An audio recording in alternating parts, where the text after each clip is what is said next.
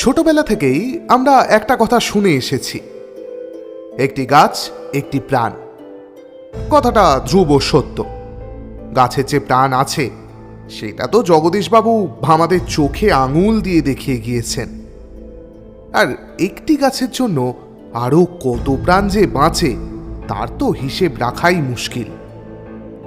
এবার যদি ধরুন একটার পরিবর্তে অনেক গাছ হয়, মানে কোনো মহারণ্য, আর সেই অরণ্য ভূমি নিজের অন্তরে লুকিয়ে রাখে কোনো প্রাচীন ত্রাস,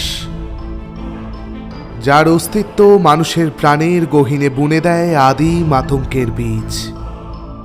তবে তখনও কি বলা যাবে একটি গাছ একটি প্রাণ? নাকি তখন বলতে হবে একটি গাছ বদলে একটি নমস্কার, স্ক্যাটার্ড থটসের অরণ্যে আজ ভয়ের নতুন চারা রোপণ করতে আসছে লেখিকা মীনাক্ষী সেন শর্মার গল্প। তার লেখা গল্প এর আগে আপনারা শুনেছেন আমাদের চ্যানেলে এবং তা সমাদৃতও হয়েছে আপনাদের কাছে। আজ আবারও তার আর এক অলৌকিক সৃষ্টি নিয়ে আমরা হাজির হয়েছি। আসুন শুনে নেওয়া যাক লেখিকা মীনাক্ষী সেন শর্মার লেখা কাহিনী হেলা মুরাং।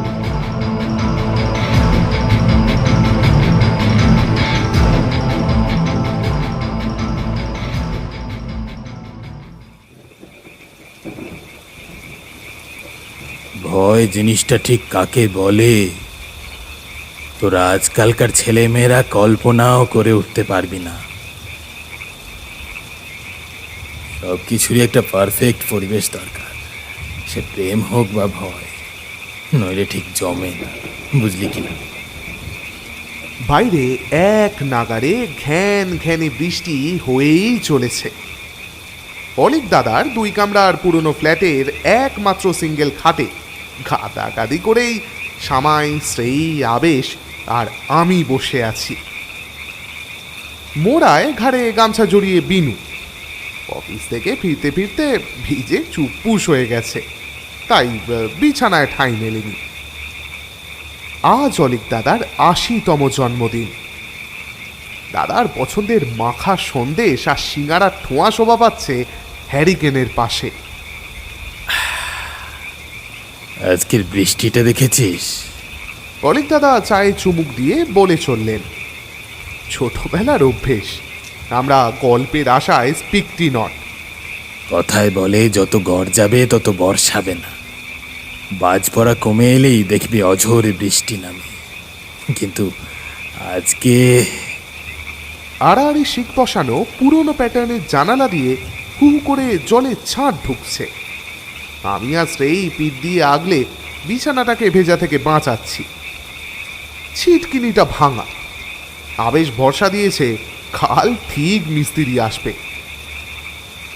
বিদ্যুতের চমকে ক্ষণে ক্ষণে আকাশের এ প্রান্ত থেকে ও প্রান্ত ছিঁড়ে যাচ্ছে, আর তেমনি এক টানা তোড়ে বৃষ্টি। এরকম বৃষ্টি দেখেছিলাম আসামের জঙ্গলে। তখন যুবক বয়স আমার, বড় জোর 20-21 হবে। তোরা তো জানিস কিরকম কর্মঠু ছিলাম, আর তেমনই অধ্যবসায়। চাকরি বাকরির ধান্দায় না থেকে টুকটাক এটা সেটা করতে করতে এক বিলিতি কোম্পানির হয়ে কাঠ কাটার বরাত জুটে গেল। ব্যাস, হয়ে গেলাম ঠিকাদার। বাপ সপুর পানির ব্যবসায়ী জমিদার। গায়ে যেটুকু মানগণ ছিল তাতে এক কথায় সপুর পানির 8 জন সমর্থ কাঠুরিয়াকে রাজি করিয়ে সঙ্গে নিয়ে বেরিয়ে পড়লাম। ইজারা নেওয়া জঙ্গল কোম্পানির নিশানা করা ম্যাপ দিয়েছিল। জঙ্গলে ঢোকার আগে সদর থেকে একজন স্থানীয় সর্দারকে বায়না করলাম। তার দায়িত্ব অন্তত কাছাকাছি গ্রাম থেকে মোটামুটি দক্ষ 10 জন কাঠুরিয়াকে জোগাড় করা। সব কাজ সেরে নির্দিষ্ট দিনে কাঠের যাত্রা কোম্পানির গাড়িতে তুলে দিয়ে শেষে মজুরি। সব জোগাড় যন্ত্র শেষ করতে 2 দিন মতো সময় লাগলো। তখন ঘোর গ্রীষ্মকাল। আসামের সমতলের দিকে তখন বেশ কাঠ ফাটা রোদ্দুর। আমাদের কাজের জন্য দিব্যি পরিবেশ। ক্যাম্প ফেলার সরঞ্জাম নিয়ে যাওয়ার জন্য একটা পাহাড়ে ওঠার উপযোগী ট্রাক ভাড়া করা হয়েছিল। আমার বিশ্বস্ত সহকারী অমলের সঙ্গে সপরপানির আরো 4 জন আর স্থানীয় 7 জন কাঠুরেকে আগে ভাগে ট্রাকের সঙ্গে পাঠিয়ে দিলাম। ম্যাপ দেখে গন্তব্যের আলোচনা আগেই সারা হয়েছিল। আমরা বাকিরা পায়ে হেঁটেই রওনা দিলাম। উদ্দেশ্য এই যে অমলরা জঙ্গলে গিয়ে প্রাথমিক জরিপটুকু করে রাখুক, আমরা পথ চিনতে চিনতে আসব। আমার দেশ ভ্রমণের নেশা চিরকালের, এমন সুযোগ হাতছাড়া করতে পারলাম না। ওরা আগের দিন রাত্রে গিয়ে পৌঁছলো, আমরা পরের দিন বিকাল বেলায়। গাছের গায়ে সাদা রঙের দড়ি দিয়ে নিশানা করা। ম্যাপ দেখে কোম্পানির ইজারা নেওয়া অঞ্চলের সন্ধান পাওয়া শক্ত হলো না। হয়তো কোম্পানির আমিনেরা আগেই এসে জায়গা চিহ্নিত করে গেছে। যেদিক দিয়ে ঢুকলাম, কোম্পানির নাম লেখা একটা টিনের সাইনবোর্ডও চোখে পড়ল, গজাল মেরে গাঁথা। একটা লম্বা গাছের কাণ্ড থেকে ঝুলছে। এরপর থেকে শুরু হলো কোম্পানির বন। ওই সীমানাটুকু পেরিয়ে ভেতরে ঢুকতেই আবহাওয়ার একটা সূক্ষ্ম পরিবর্তন লক্ষ্য করলাম। বাতাস ঠান্ডা হয়ে এলো, বনের ছায়া গভীর হলো।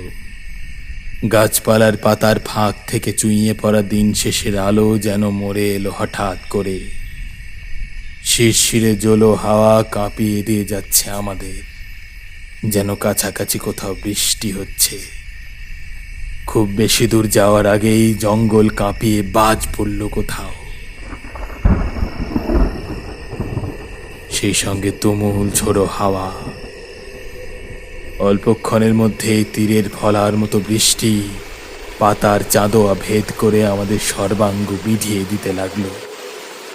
ঝড়ে তোড়ে আমরা জবুথবু হয়ে এক জায়গায় দাঁড়িয়ে পড়লাম। ঘন ঘন করাতকর শব্দে বাজ পড়ে কানে তালা লাগিয়ে দিচ্ছে। জঙ্গলের আধারে কিছু দেখা যায় না। পায়ের তলার নরম পচা পাতার স্তূপ, তাতে জল জমে বুট শুদ্ধ পা ডুবে যায়। বৃষ্টি ধরার নাম নেই, এদিকে একটানা বাজ পড়েই যাচ্ছিল।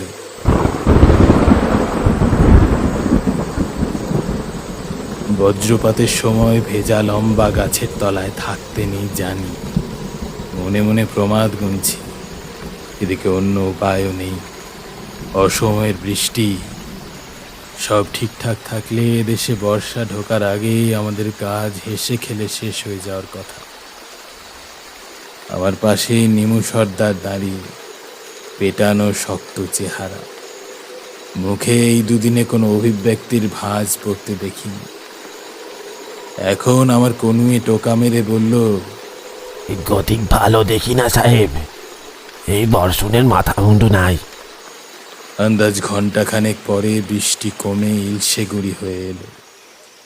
গাছের জমা জল টুপটাপ পড়ছে। বনের ভেতর চাপা লালচে মেঘের আলোয় মোটামুটি কিছুটা পরিষ্কার দেখা যাচ্ছে। আমরা সন্ধে নাগাদ ম্যাপ দেখে দেখে পূর্ব নির্ধারিত জায়গায় পৌঁছলাম। ট্রাক থেকে মালপত্র নামিয়ে 4টে তাঁবু খাটানো হয়েছে। 2টো বড় কাঠুরেদের তাঁবু, একটা তাঁবু রসদ রাখার আর রান্না করার জন্য, আর একটা আমার আর অমলের। অমল সপর পানির খাজাঞ্চি ঘরের ছেলে হলেও আগে অন্যত্র ঠিকাদারের সঙ্গে কাজ করেছে, বেশ করিতকর্মা। একদিনেই লোক দিয়ে বেশ অনেকটা জায়গা পরিষ্কার করে ফেলেছে। মোটামুটি গাছের হিসেব করে কিছু কিছু গাছ দাগিয়েও রেখেছে। আকাশে খুব বেশি আলো বাকি না থাকলেও 2টো বড় পেট্রোম্যাক্স জ্বালিয়ে দাগানো গাছগুলো দেখে এলাম। অতি প্রাচীন গাছ সব, বয়সের গাছ পাথর নেই, সুস্থ নিটল মজবুত গুঁড়ি। অমল কাজ জানে। ঠিক হলো, কাল দিনের আলোয় আরেকবার সব দেখে তাড়াতাড়ি কাজ শুরু করতে হবে। 2 ধরনের করাত দিয়েও এসব গাছ নামানো সময় সাপেক্ষ ব্যাপার। রাত্রে আলুর তরকারি আর আচার দিয়ে মোটা মোটা হাত রুটি খেয়ে তাঁবুতে ঢুকে পড়লাম। বাইরে গোল করে পাথর ফেলে মাটি খুঁড়ে আগুন জ্বালানোর জায়গা বানানো হয়েছিল। আজকের বৃষ্টিতে সে সমস্ত ভিজে জল। অমল বুদ্ধি করে কিছু শুকনো জ্বালানি রসদের তাঁবুতে রাখায় আর পাথুরে কাকর বালিতে দ্রুত জল শুষে যাওয়ার কারণে সে রাত্রে কেরোসিন ঢেলে কষ্টে সৃষ্টে আগুন জ্বালানো গেল। এই অঞ্চলে বুনো শুয়োরের থেকে বড় কোনো জানোয়ারের হদিশ না পেলেও জঙ্গলে আগুনের কাছাকাছি মনের আদিম ভয়গুলো একটু তফাতে থাকে। গরমে মশার উপদ্রব আশা করে ধুনো পোড়া দেওয়া হয়েছিল তাঁবুতে। অকাল বর্ষণে যোগ হলো সাপ আর জোঁকের ভয়। নতুন জায়গায় ঘুম আসছিল না, তার উপরে ধুনোর উৎকট গন্ধে বদ্ধ তাঁবুতে আমার দম বন্ধ হয়ে আসছিল। হাত 2 দূরের খাটিয়াতে অমল অঘরে ঘুমুচ্ছে। ধুনোর মধ্যে এরা স্থানীয় জড়িবুটি জাতীয় কিছু মিশিয়েছে মনে হলো। তীব্র জংলা গন্ধে থাকতে না পেরে শেষে তাঁবুর দড়ি খুলে বাইরে বেরিয়ে এলাম, আর বেরিয়েই মুগ্ধ হয়ে গেলাম। কিছুক্ষণ আগের সেই থমথমে বর্ষার ঘেরাটোপ ছেড়ে জঙ্গল স্বমহিমায় ফিরেছে। পূর্ণিমার চাঁদ উঠেছে আকাশে, ফটফটে নীলচে সাদা আলো পাতা বেয়ে নেমে ভেজা মাটিতে রাতের নিকষ কালোর সঙ্গে ইলিবিলি জাফরি কাটা। যত আলো তত ছায়া। বনের সেই অপার্থিব রূপ দেখে মন্ত্রমুগ্ধের মতো তাঁবুর গোড়ায় দাঁড়িয়েছিলাম। হঠাৎ খেয়াল হলো, ধুনোর গন্ধটা তাঁবুর বাইরে নেই বটে, কিন্তু উগ্র জংলা গন্ধটা বরং বেড়েছে। বুনো লতা পাতা তুলে হাতে পিষলে যেমন গন্ধ বেরোয় তেমন, সঙ্গে আলতো পোড়া পোড়া ভাব। গন্ধি পোকা জাতীয় কিছু বা কোনো অচেনা বুনো ফুলের গন্ধ হবে ভেবে মনকে সান্ত্বনা দিলাম বটে, কিন্তু তখনও মনে জানি দুটোর একটাও না হওয়ারই কথা। প্রাথমিক মুগ্ধতা কেটে সেই শিশিরানিটা ফিরছিল। কেন এত অস্বস্তি হচ্ছে ভাবতে গিয়ে টের পেলাম জঙ্গলের স্বাভাবিক আওয়াজগুলো নেই। রাতচরা পাখির ডাক, ঝিঁঝি পোকা বা ঘন্টার মতো আওয়াজ করা পোকামাকড়ের সেই চিরাচরিত বনজ ডাকগুলো সব বেমালুম উধাও, কিচ্ছু নেই। জঙ্গল বিকটভাবে নিস্তব্ধ। এই সমতল জায়গাটুকুর আকার অনুসারে আগুনের চারপাশে বের দিয়ে 4টে তাঁবু না খাটিয়ে তেরছা করে সারি দিয়ে পরপর তাঁবু লাগানো হয়েছে। আমাদেরটা এই দিকের একদম শেষ তাঁবু। পাশের টেন্টের সামনে আগুনের ব্যবস্থা, সে আগুনের মধ্যে নিভে গেছে। বাকি তাঁবুতেও কোথাও কোনো আলোর রেশ নেই, একেবারে নিষ্পন্দ। মনের মধ্যে কে যেন বলে উঠল, এত তাড়াতাড়ি তো আগুন নেভার কথা নয়। আমি অনভিজ্ঞ হলেও অমল ও অন্যান্যরা এইসব ব্যাপারে বেশ দরদ। যেভাবে স্ট্যাক করে কাঠ লাগালে আগুন অন্তত ভোর রাত পর্যন্ত জ্বলবে তাই করা হয়েছিল।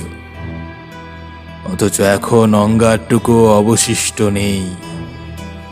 জঙ্গলে পোড়া গন্ধটাও বাতাসে ভেসে বেড়ে উঠছিল। সেই সঙ্গে মনের মধ্যে একটা বোবা অন্ধ ভয় চেপে বসল। কিসের ভয় জানি না, কিন্তু আশেপাশে শিকারী লুকিয়ে নজর রাখলে শিকারের ষষ্ঠ ইন্দ্রিয় যে জান্তব ভয়টা খুঁচিয়ে তোলে, অবিকল সেই ভয় আমার বোধ বুদ্ধি আচ্ছন্ন করে ফেলল। নিঃশ্বাস ফেলতে কষ্ট হচ্ছিল। হাত পা নাড়লেই আড়াল থেকে কেউ যেন ঝাঁপিয়ে পড়বে বলে মনে হতে লাগলো। সামনের 3 দিকে মৌন দানবের কাতারের মতো জঙ্গল, পেছনে 2 পা গেলেই টেন্টে ঢোকার ফ্ল্যাপ। অথচ এই সামান্য 2 পা আমার কাছে অসীম প্রান্তরের মতো ঠেকল। মনে হচ্ছিল কারা যেন ছায়ায় মিশে ওত পেতে অপেক্ষায় আছে। আমি বিন্দুমাত্র নড়লেই ঝাঁপিয়ে পড়বে। ওইভাবে কতক্ষণ কেটেছে তার হিসেব ছিল না। সেই সময় তাঁবু থেকে অমল বেরিয়ে এসে আমায় বাঁচিয়ে দিল। কিরে, ঘুমোসনি? চল ভেতরে চল। বলে অমল সেদিন ভেতরে না নিয়ে গেলে কি হতো জানি না। আমার আজও পর্যন্ত দৃঢ় বিশ্বাস সেদিন জোর বাঁচা বেঁচে গিয়েছিলাম। খুব কাছাকাছি সত্যি কেউ বা কিছু ছিল। তাঁবুতে ঢুকে খাটিয়ায় শুতে শুতেই তুমুল বৃষ্টি নামল, সেই সঙ্গে প্রবল হাওয়া। বর্ষায় মাটি ধুয়ে তাঁবুর খোঁটাগুলো উপড়ে আসার ভয়। তেমনি ঝোড়ো হাওয়ার দাপটে তাঁবুর কাপড় ফুলে ফুলে উঠতে লাগলো। বুঝি এই উড়ে যায়। অন্ধকারে অমলের মুখ দেখতে পেলাম না, শুধু ঘুম জড়ানো গলা শুনলাম। ও যেন বলল, আকাশে মেঘ ছিল নাকি, খেয়াল করলাম না তো। আমি অনেকক্ষণ বাইরে ছিলাম, স্থির জানি মেঘের লেশ মাত্র ছিল না। সে প্রসঙ্গে রাতে আর কথা হলো না। কতক্ষণ দুর্যোগের উৎকণ্ঠায় জেগে থেকে আপনি চোখ লেগে গিয়েছিল। পরদিন নিমু সর্দারের ডাকাডাকিতে ঘুম ভাঙল।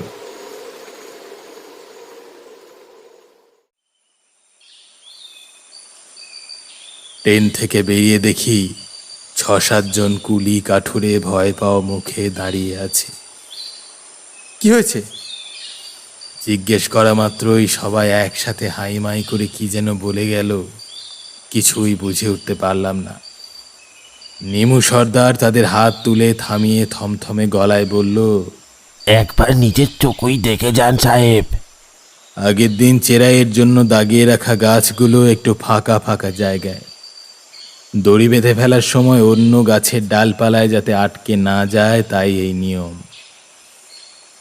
সাদা রঙে কাটাকুটি চিহ্ন আঁকা গাছগুলোকে দিনের আলোয় ভালো করে দেখলাম। মাটি থেকে মানুষ সমান পর্যন্ত পুরু শ্যাওলার আস্তরণ গুড়িগুলোতে। অতি প্রাচীন সব গাছ। বোঝাই যায় বনের এই দিকে অন্তত মানুষের পা খুব একটা পড়েনি। সবচেয়ে সামনের গাছটার কাছে আসার আগেই পোড়া গন্ধটা পেলাম, ঠিক গত রাত্রের মতো।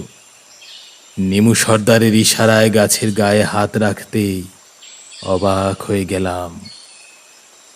স্যাঁতসেঁতে আবহাওয়া, গতকালের বৃষ্টির জল নেমে গেলেও মাটি ভেজা, অথচ গাছের প্রকাণ্ড গুড়িটা তেতে আছে।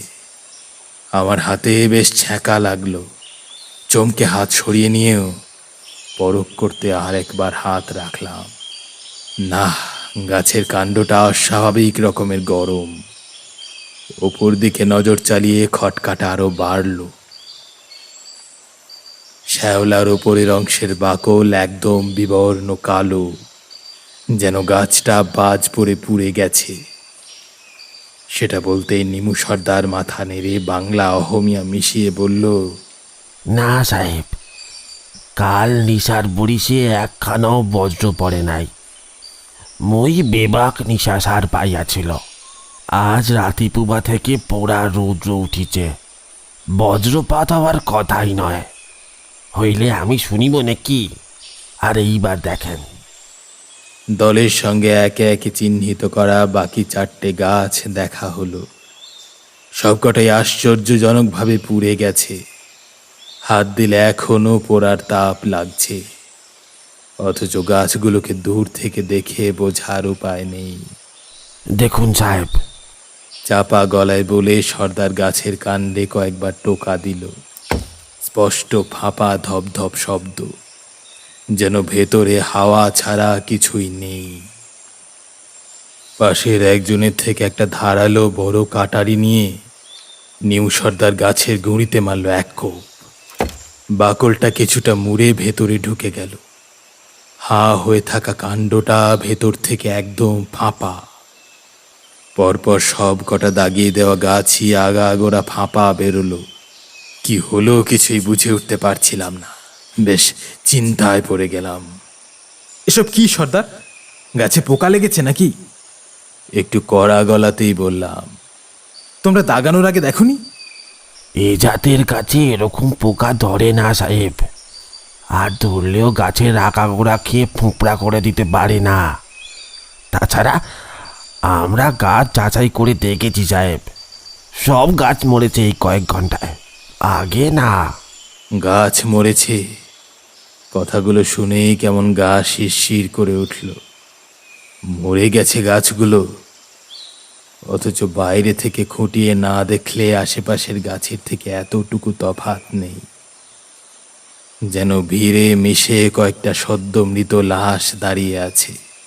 কাটারুরা ভয় পাচ্ছে সাহেব, কাল রাত থেকে ওই তাঁবুতে 4 জনের জ্বর। ম্যালেরিয়া হলে ওদের ফেরত পাঠাতে হবে। এদিকে বেসময়ে এত ঝড় বৃষ্টি, এসব ভালো লক্ষণ না। সবাই গাছের দিকে তাকাতে ভয় পাচ্ছে সাহেব, কাটাই হবে কি করে? গড় গড় করে বলে গেল নিমু সর্দার। আমি অবাক হয়ে জিজ্ঞেস করলাম, গাছের দিকে তাকাতে ভয় পাচ্ছে মানে? ওরা ওরা ভয় পাচ্ছে গাছের দিকে তাকালে যদি হেলা মুরাংকে দেখে ফেলে। সর্দার ইতস্তত করে জবাব দিল। আমার পেছনে অমল এসে দাঁড়িয়েছিল। সে বললে, হেলা মুরাংটা কি? সর্দার একবার ওর দলের দিকে তাকালো। ওর পেছনে দাঁড়ানো স্থানীয় কাঠুরেদের দলের 7 জন। এদিকে আমাদের জটলা দেখে ক্যাম্প থেকে সপুর পানির কয়েকজন এসে ঘিরে দাঁড়িয়েছে। সর্দার আমার চোখের দিকে তাকিয়ে ভয় পাওয়া গলায় বলল, হেলা মুরাং এক দেবতা সাহেব, পাগলা দেও। তিনি কোথাকার দেবতা, কাদের দেবতা তা আমরা জানি না, তবে তাঁর এলাকায় তাকে অমান্য করার সাহস কারোর নাই। কোথা থেকে কে কবে হেলা মুরাংকে এ ভুঁয়ে নিয়ে এসেছিল, নিজের ইচ্ছায় না অজান্তে, কে জানে। তারপর এখান থেকে ওখান কোন কোন জঙ্গলে যে হেলা মুরাংয়ের রাজত্ব, তা কেউই ঠিকঠাক জানে না। তার শাসনে গাছের জন্মদিনে তাদের অঙ্গহানি করা যায় না, করাত চালানো বারণ। তিনি নিশান দিয়ে দেন, আমরা যারা কাটারু তারা এইসব নিশান মেনে চলি। তেনাকে ভয় পাই। তেনার এলাকা হলে এই অঞ্চলে কোনো কাটারু কাজ করবে না সাহেব। কিরকম নিশান? মুখে বললাম বটে, কিন্তু মনে মনে তখন আমি প্রচণ্ড বিরক্ত হয়ে পড়ছি, সাথে দুশ্চিন্তাও বাড়ছে। এসব গ্রাম্য জনজাতির মধ্যে প্রচুর কুসংস্কার। একবার ভয়ের হিড়িক তুললে সবাই বেঁকে বসবে, কাজও হবে না। এদিকে কোম্পানির টাকাও মাটি। গলা যথাসম্ভব নরম করে আবার শুধলাম, তোমরা কি কেউ হেলা মুরাংকে দেখেছো এখানে? না হলে ভয় পাচ্ছ কেন? স্থানীয় কাঠুরেরা কথাটা স্পষ্টই চমকে উঠল। নিজেদের মধ্যে বিড়বিড় করে কি সব বলতে বলতে কানে কপালে হাত ছোঁয়াতে লাগলো। নিমু সর্দার হাত জোর করে আকাশের দিকে মুখ তুলে প্রার্থনার ঢঙে কি যেন বলে দিয়ে চোখ নামিয়ে বলল, কিছু মনে করবেন না সাহেব, বন জঙ্গলের কিছু জিনিস আমার অতি বড় শত্রু না দেখুক। সব দৃশ্য মানুষের চোখের জন্য তৈরি হয়নি সাহেব। হেলা মুরাংকে আমরা দেবতা বলি বটে, কিন্তু তিনি সত্যি কি তা কেউই জানে না। যদি চোখে পড়ে যান। নিমু সর্দার শটান আমার চোখের দিকে চেয়ে বলল, সাহেব, দিনে রাতে যে কোনো সময় যদি দেখেন গাছের উঁচু কোনো ডালে প্রায় মানুষের মতো দেখতে কেউ বসে রয়েছে, চোখ বন্ধ করে ফেলবেন, নজর করে দেখতে যাবেন না। হেলা মুরাংকে দেখতে খাঁটি মানুষের মতোই, শুধু মুড়োটা গলার সঙ্গে উল্টো করে আটকানো। আমাদের কপালের জায়গায় তার মস্ত হামুক। নেমু সর্দার আবার ওপর দিকে মুখ তুলে কিছুক্ষণ চুপ করে থেকে বলে উঠল, নিকটি মেপে উল্টোনো নয়, কিন্তু একদিকে একটু হেলে থাকে, আর হেলে পড়া উল্টো মাথার মতোই তার মনমর্জিও বাঁকা। হেলামুরাং যেমন কুটিল তেমনি নিষ্ঠুর আর ধূর্ত। কোথা দিয়ে কি হয়ে যাবে হিসেব কষে পাবেন না সাহেব। যদি আজকালের মধ্যে আবার এমন বারিশ হয়, ধরে নিতে হবে এই অঞ্চলে গাছ কাটা যাবে না। ভালোই ভালোই যান নিয়ে ফিরতে চাই সাহেব।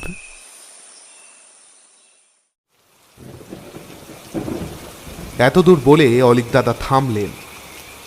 হ্যারিকেনের আলো নিভু নিভু হয়ে এসেছে, কিন্তু দাদার ঘরে এমার্জেন্সি নেই জানি। এদিকে হাত বাড়িয়ে নিজেদের ফোনগুলো বের করে টর্চ চালাতেও প্রাণ চাইছে না।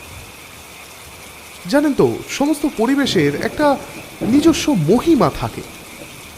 প্রায় অন্ধকার ঘর, হলদে আলোয় দেওয়ালে আমাদের গজনের লম্বাটে ছায়া তীর তীর করে কাঁপছে। থেকে থেকে বিদ্যুতের ঝলসানিতে বৃষ্টি ভেজা অন্ধকার চমকে চমকে উঠছে। আমরা ছোটবেলার মতো অলিক দাদার কাজ ঘেঁষে এলাম। দাদা একবার আমাদের সবার মুখের ওপর দৃষ্টি বুলিয়ে নিয়ে বলে চললেন, মিথ্যা বলবো না, যতই অবিশ্বাস করি, সেই বর্ণনা শুনে সকালের মেঘ কাটা ঝকঝকে আকাশের নিচে দাঁড়িয়েও গা ছমছম করে উঠেছিল আমার। অন্যমনস্কভাবে আশেপাশের গাছগুলোর দিকে চোখ চলে গেল। দামি গাছের লম্বা লম্বা সারি নির্দিষ্ট দূরত্বে ছক মেনে মাটি ফুঁড়ে উঠেছে, যেন সযত্নে কেউ নিজে হাতে একটা একটা করে চারাগুলো বসিয়েছে।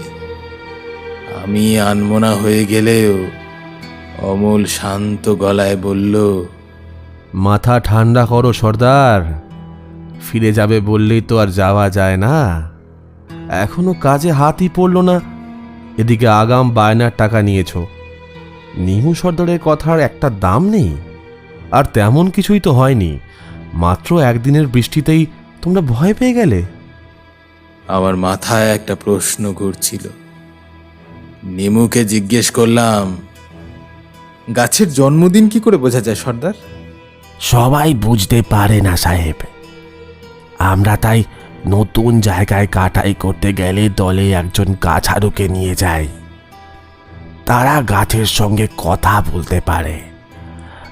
গাছরু সায় দিলে তবে করাতে হাত দিই। এই নারায়ণের ভাই হরে আমাদের দলের গাছরু সাহেব। ও দেখে শুনে হ্যাঁ বলার পরেই আমরা মেজবাবুকেই 5টা গাছ দেখাতে বলেছিলাম। কিন্তু গত রাত থেকেই হরে অসুস্থ হয়ে পড়ল, তুম জ্বর। প্রলাপের ঘোরে কালি বলে ভুল ভুল। রাতেই আরো 4 জনের জ্বর এসেছে সাহেব। অমল যে ক্যাম্প আমার পক্ষে ঠিক কতটা মূল্যবান সেই মুহূর্তে টের পেলাম। সঙ্গে কুইনিন ছিল। রসদের টেন্ট থেকে তাই নিয়ে কাটরুদের তাঁবুতে যাওয়া হলো।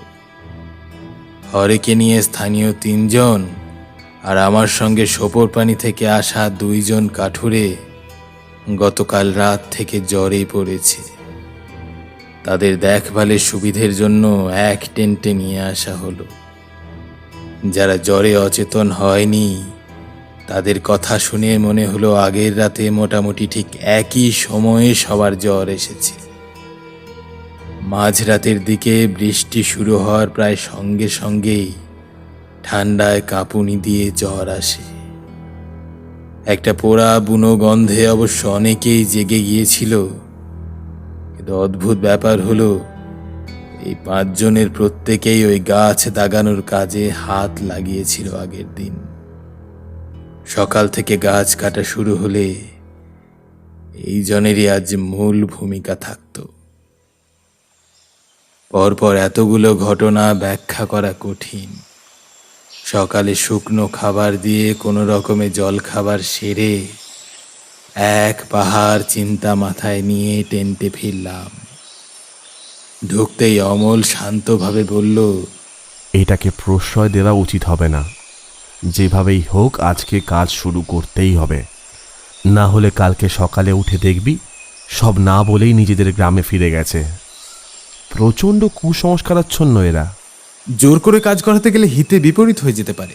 কিছুই নয়, টুকটাক ডালপালা ছাটা, জায়গা পরিষ্কার, কাজ শুরু করতে হবে। শুধু আমার ওপর ছেড়ে দে, দরকার পড়লে একটা পুজো করিয়ে নেব। সত্যি দুপুরের মধ্যে অমল ক্যাম্পটাকে সচল করে ফেলল। আমাদের গ্রামের লোকজনকে রাজি করানো কঠিন ছিল না। স্থানীয়দের মধ্যে কয়েকজনকে বুঝিয়ে সুজিয়ে সামনের কিছু পোক্ত গাছের খুচরো ডালপালা ছাঁটাই করতে লাগিয়ে দিলাম। দুপুরে খাওয়ার আগে পর্যন্ত নির্বিঘ্নে এক সারি ধরে সামনের সব গাছের মাটির কাছাকাছি ডালগুলো ছাঁটাই হয়ে গেল। দুপুরে আমরা কয়েকজন আমাদের টেন্টের সামনে চেয়ারে খাচ্ছিলাম। কাঠুরা বেশিরভাগ তাদের তাঁবুর সামনে। অনেকেরই খাওয়া হয়ে গেছে। কেউ কেউ তাড়াতাড়ি দিন গোছানোর অছিলায় আবার কাজও শুরু করে দিয়েছে। প্রথম দিন বলে আমরাও অত ধরাবাঁধা নিয়ম রাখিনি। তখন আমাদের ভয় ভাঙিয়ে কাজ শুরু করতে পারলেই হলো। হঠাৎ বড় তাঁবুর পেছনে একটা ভয়ার্ত গলায় চিৎকার আর হুড়োহুড়ির শব্দ। আমরা থালা নামিয়ে এঁটো হাতেই ছুটলাম সেদিকে। যতদূর পরিষ্কার করা হয়েছে তার প্রান্তে একটা বড় গাছের উঁচু আড়ডালে বসে আছে এক কাঠুরে। মাটি থেকে হাত বিশেক উপরে, দরদর করে ঘামছে সে। আমাদের সঙ্গে নিমু সর্দারও দৌড়ে এসেছিল। হাঁক ডাক করে জিজ্ঞেস করলো কি হয়েছে। ছোকরার নাম মানলু। সে তখনও কথা বলার মতো অবস্থাতেই নেই। কোনো রকমে ধরাধরি করে তাকে গাছ থেকে নামিয়ে চোখে মুখে জল ছেটানোর পরে সে হাউমাউ করে এক অবাক করা কথা বলল। তার নাকি মনেই নেই কখন সে গাছে উঠেছে। সত্যি গাছে তখন কারো ওঠার কথা নয়। গাছ ফেলার পরেই তার অধিকাংশ শাখা প্রশাখা ছাঁটাই করা হয়। মানলু তাঁবুর পেছন দিকটা একাই ছিল। কেটে ফেলা কাঠকুটো ডালপালা ফেরে চেলা করছিল। কুড়ুলটা তুলে এক কোপ মারতেই হঠাৎ ঝট করে তার মাথা ঘুরে যায়। বোধহয় এক পলকের জন্য সে চোখ বন্ধ করে ফেলেছিল। খুলতেই নাকি সে নিজেকে পাশের বড় গাছটার প্রায় মগ ডালে আবিষ্কার করে, 20 হাত উঁচুতে। কোমরে দড়ি বাঁধা না থাকলেও খালি হাতেই গাছ পাইতে ওস্তাদ এরা। মানলু কিন্তু নামতে পারেনি। ওই 20 হাত তার চোখে অতল খাদের মতো ঠেকছিল।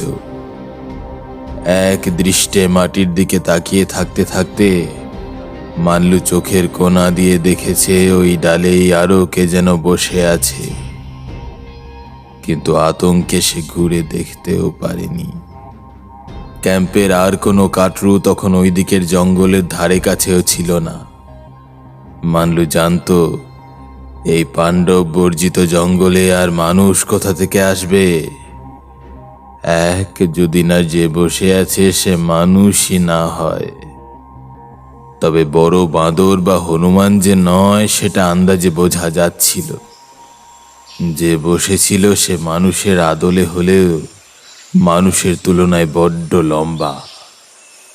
ফিসফিস করে মানলুর কানে কোন ভাষায় যেন সে বলে যাচ্ছিল, মাথা নিচু করে শুকনো মাটির দিকে ঝাঁপ মারতে, যাতে মাটিতে পড়ে এই ঘাটটা পট করে মোটকে হেলে যায়। মানলু কখন অজান্তেই চিৎকার করে উঠেছে নিজেও জানতে পারেনি। হয়তো সেটাই তাকে সেদিন বাঁচিয়ে দিয়েছিল। সব শোনার পরে আমরা সবাই আশপাশের গাছগুলো তন্ন তন্ন করে খুঁজেছিলাম, কিছুই পাইনি। তখন সন্ধে হয়ে আসছে। সূর্য ডোবার পরে এই জঙ্গলে ঝপ করে অন্ধকার নেমে আসে। এই ঘটনার পরে সেদিন আর কেউ কাজ করতে রাজি হলো না। এদিকে দেরিও হয়ে গিয়েছিল। দুপুরে ক্যাম্পে যে ভয়ের মেঘটা কাজ করতে করতে কেটে গিয়েছিল, সেটা যেন দুগুণ হয়ে জেঁকে বসল। কর্মীরা নিজেদের 2 তাঁবুতে ঢুকে গোলতানি করতে লাগলো। স্টোভে রাতের রান্না চড়ে গেছে। ফায়ার পিটে কাজ জড়ো করে আগুন জ্বালানোর আগেই টিপ টিপ করে বৃষ্টি শুরু হলো। আমার মাথায় তখন দুশ্চিন্তা, এই যাত্রায় আদৌ কাজ উদ্ধার করব কিভাবে। কাঠুরেদের মনোবল বৃদ্ধি করতে একটু তাড়াতাড়ি সবাই মিলে বড় তাঁবুতে রাতের খাবার খাওয়া হলো। অসুস্থ 5 জনকে আগেই মূল টেন্টে আনা হয়েছিল। মানলুকে অন্য ছোট তাঁবুতে নেওয়া হলো। সে এতই ভয় পেয়েছে যে খাওয়ার পরে তাকে একটা ঘুমের ওষুধ দিয়ে দিল অমল। নিজের টেন্টে যখন ফিরলাম সে রাতে বড়জোর 7টা 7:30 হবে। জঙ্গলে আধার ঘনিয়ে রাত 10টার মতো ঠেকলেও নিজের মগজকে ভুল বোঝানো সম্ভব হলো না। এত সন্ধে রাতে ঘুম আসার প্রশ্নই নেই। অমল নিজের বিছানায় শুয়েই উল্টো দিকে ফিরে নাক ডাকতে লাগলো। তোরা তো জানিস আমি ছোটখাটো হাতের কাজ ভালোই পারি। তাঁবুতে হেঁটে আসার পথে একটা গাছের ডাল কুড়িয়ে নিয়ে এসেছিলাম। ব্যাগে রাখা আমার সর্বক্ষণের ছোট ছুরিটা দিয়ে চেঁচে একটা কুটুম কাটাম বানাতে বানাতে কখন যেন চোখ লেগে গিয়েছিল। চমকে যখন ঘুম ভাঙলো, প্রথমে বুঝতে পারিনি কেন এমন হঠাৎ করে জেগেছি। অন্ধকার তাঁবুতে প্রথমে কিছুই ঠাহর হলো না। সাহেব, সাহেব। কানের কাছে চাপা স্বরে তীব্র শীষের মতো শব্দে হৃৎপিণ্ড ধক করে মুখের মধ্যে চলে এসেছিল। আমার বিছানার পাশে একটা ছায়া মূর্তি ঝুঁকে রয়েছে। ঝটিতে বালিশের পাশে রাখা কোম্পানির দেওয়া টর্চটা জ্বালিয়ে সেই দিকে তাক করলাম। হরে, আমাদের দলের অসুস্থ গাছরু। হরের চোখে সরাসরি অত জোরালো আলো পড়লেও তার বিস্ফারিত চোখের পাতা বন্ধ হলো না। সে চোখের দিকে তাকিয়ে মনে হলো আমার দিকে চেয়ে থাকলেও তার দৃষ্টি যেন আমাকে ছাপিয়ে কোন দূরের দিকে নিবদ্ধ রয়েছে, যেন হরে ঠিক আমাকেই দেখছে না। পরে শুনেছি ঘুমের ঘরে হাঁটা মানুষের নাকি অমন দূরের দিকে বাঁধা ঘোলাটে দৃষ্টি থাকে। যদিও সেই দিন হরে ঘুমিয়ে ঘুমিয়ে কি করে আমার তাঁবুর দড়ি বাইরে থেকে খুলে ভেতরে ঢুকলো তা আজও জানি না। সাহেব, বাহিরে এসে দেখেন না। হ্যাঁ, বাহিরে এসে দেখেন না। হরে তখনও বলে যাচ্ছে। আমার যে কি হলো, এক অদম্য কৌতূহল যেন ঝট করে নেশার মতো আধা ঘুমন্ত মাথায় চড়ে বসল। আমাকে উঠে বসতে দেখে হরে কাঠের পুতুলের মতো ঘুরে তাঁবুর ফ্ল্যাপ তুলে বাইরে চলে গেল। আমি কোনো মতে বুটে পা গলিয়ে ছুটে বাইরে আসতেই হঠাৎ করে যেন পুরোপুরি জেগে উঠলাম। সেই কালকে রাতের জংলি গাছপালার গন্ধটা আজকে আরো তীব্র, এতটাই ঝাঁঝালো যে নাক জ্বলে যাচ্ছে। ঠিক গত রাত্রের মতোই বৃষ্টির কোনো চিহ্ন নেই। শীতল নীল রৌদ্রের মতো ফটফটে জ্যোৎস্নায় জঙ্গল ভেসে যাচ্ছে। হরে একটা বড় গাছের ঘন কালো ছায়ায় মিশে দাঁড়িয়েছিল। আমি টেন্ট থেকে বেরোতেই হুই বলে মুখে একটা অদ্ভুত আওয়াজ করে তর্জনী তুলে দূরের একটা গাছের দিকে ছুটে গেল। ঘটনার আকস্মিকতায় আমার পা পাথরের মতো সেঁটে গিয়েছিল। হরে ছুটে গিয়ে খালি জমির সামনের সারির একটা বড় গাছের তলায় দাঁড়ালো। সেই গাছের দিকে ভালো করে তাকাতেই আমি যা দেখলাম, সেই দৃশ্য আজও আমার চোখে ভাসে। এইসব গাছের সদ্য ছাটা ডালপালাগুলো আবার যথাস্থানে ফিরে এসেছে। খেয়াল করে দেখলাম আজকে যত গাছের নিচের দিকের ডাল ছেঁটে মসৃণ করা হয়েছিল তারা পূর্বাবস্থায় ফিরে এসেছে। চাঁদের আলোয় এই বনে আমাদের এত কর্মকাণ্ডের কোনো ছাপই যেন পড়েনি। জঙ্গল আমরা আসার আগে যেমন ছিল ঠিক তেমনি আছে। হরে যার তলায় গিয়ে দাঁড়ালো সেই গাছটার মোটা কাণ্ড থেকে জমি অন্তত ফুট 30 উঁচুতে প্রথম আড়াআড়ি একটা শাখা বেরিয়েছে।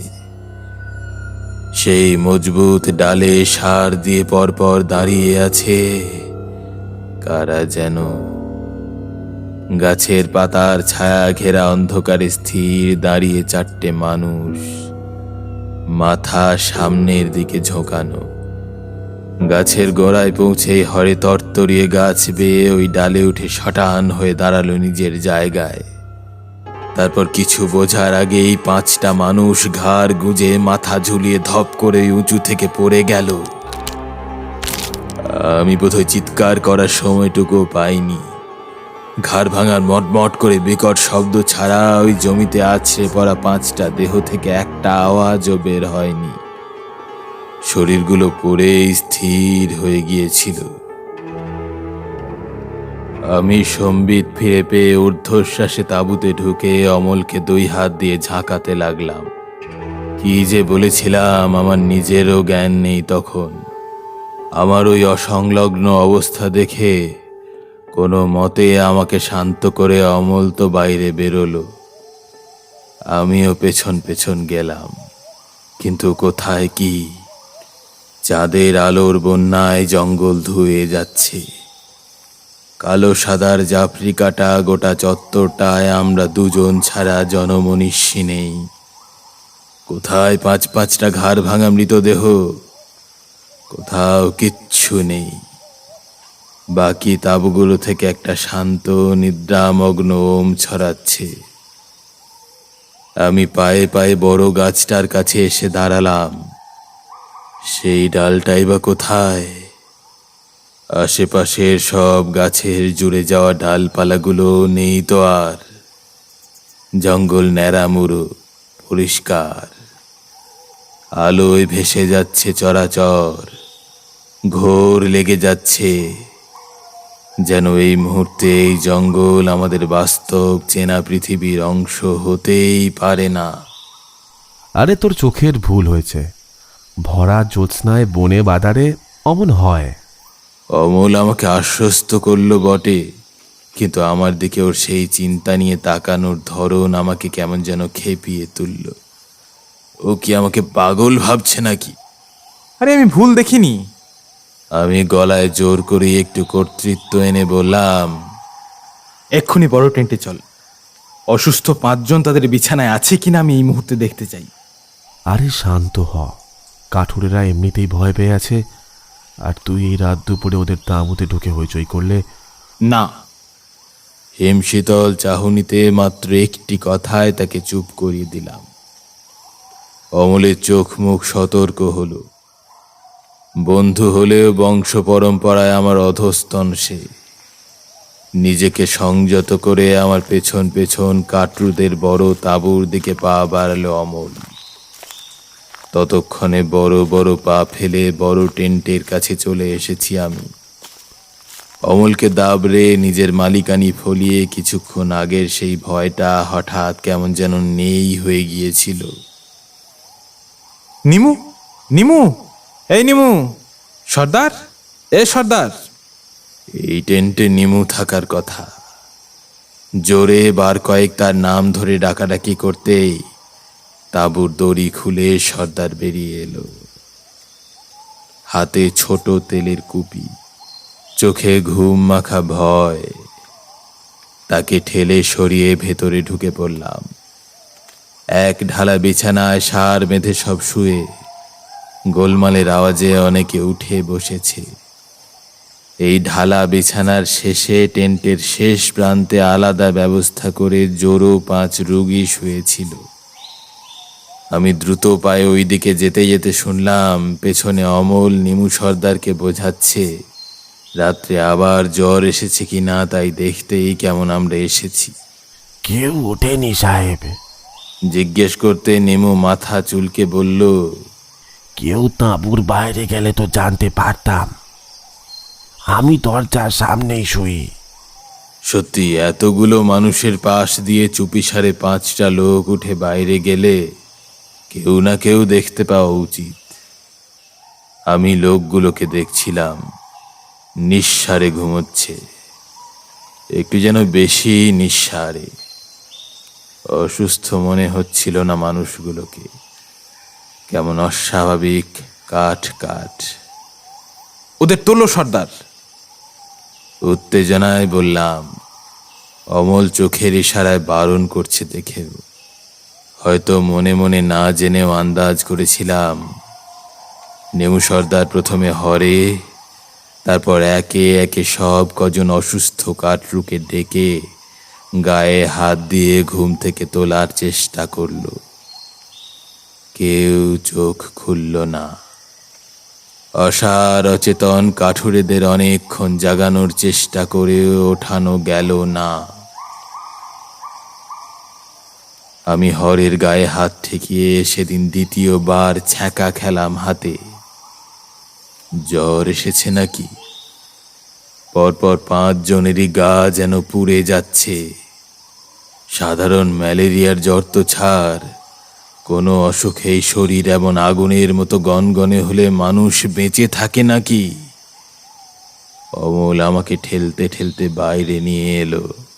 খোকা ভাই, কিছু একটা গন্ডগোল আছে। ওর চোখ উদ্ভ্রান্ত। সে চোখে ওই প্রথম ভয়ের ছাপ দেখলাম। একসাথে বড় হয়েছি দুজনে, বড়সড় ওলট পালট না হলে কাজের পরিবেশে এই নামে ডাকবে না অমল। আমি জানি আমি এত ভুল দেখিনি রে অমল।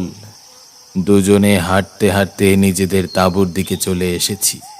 তোর তো কোবরেজ কাকার কাছে যাতায়াত ছিল, নারী জ্ঞান আছে। এই জ্বর তোর সাধারণ বলে মনে হচ্ছে? অমল থেমে আমার দিকে পূর্ণ দৃষ্টিতে তাকায়। ওবেলা নিজের হাতে ওষুধ খাইয়ে শুয়ে দিয়ে গিয়েছিলাম। খোকা ভাই, ওদের পাগুলো লক্ষ্য করলি? প্রত্যেকের পা চাদর ছাড়িয়ে মেঝেই লুটোচ্ছে। কেউ বিছানায় আটেনি। সকালে তো এরকম ছিল না। অমল থমকায়। মানুষগুলো এক বেলার মধ্যে আড়ে বহরে বেড়ে গেল কিভাবে? গাছের মতো। আমার মুখ ফসকে কেন যে বেরিয়ে গিয়েছিল কে জানে, কিন্তু অমলের চোখে মুখে এক মুহূর্তের জন্য অকৃত্রিম ভয় ফুটে উঠেই মিলিয়ে গেল। আমার দৃষ্টি বিভ্রম কিনা বুঝে ওঠার আগেই অমল মুখ ফিরিয়ে টেন্টের মধ্যে ঢুকে গেল। ওর আধো গলা পেলাম। ঘুমিয়ে পড় আজ, কালকের কথা কাল দেখা যাবে। এই ছিল সবে দ্বিতীয় রাত।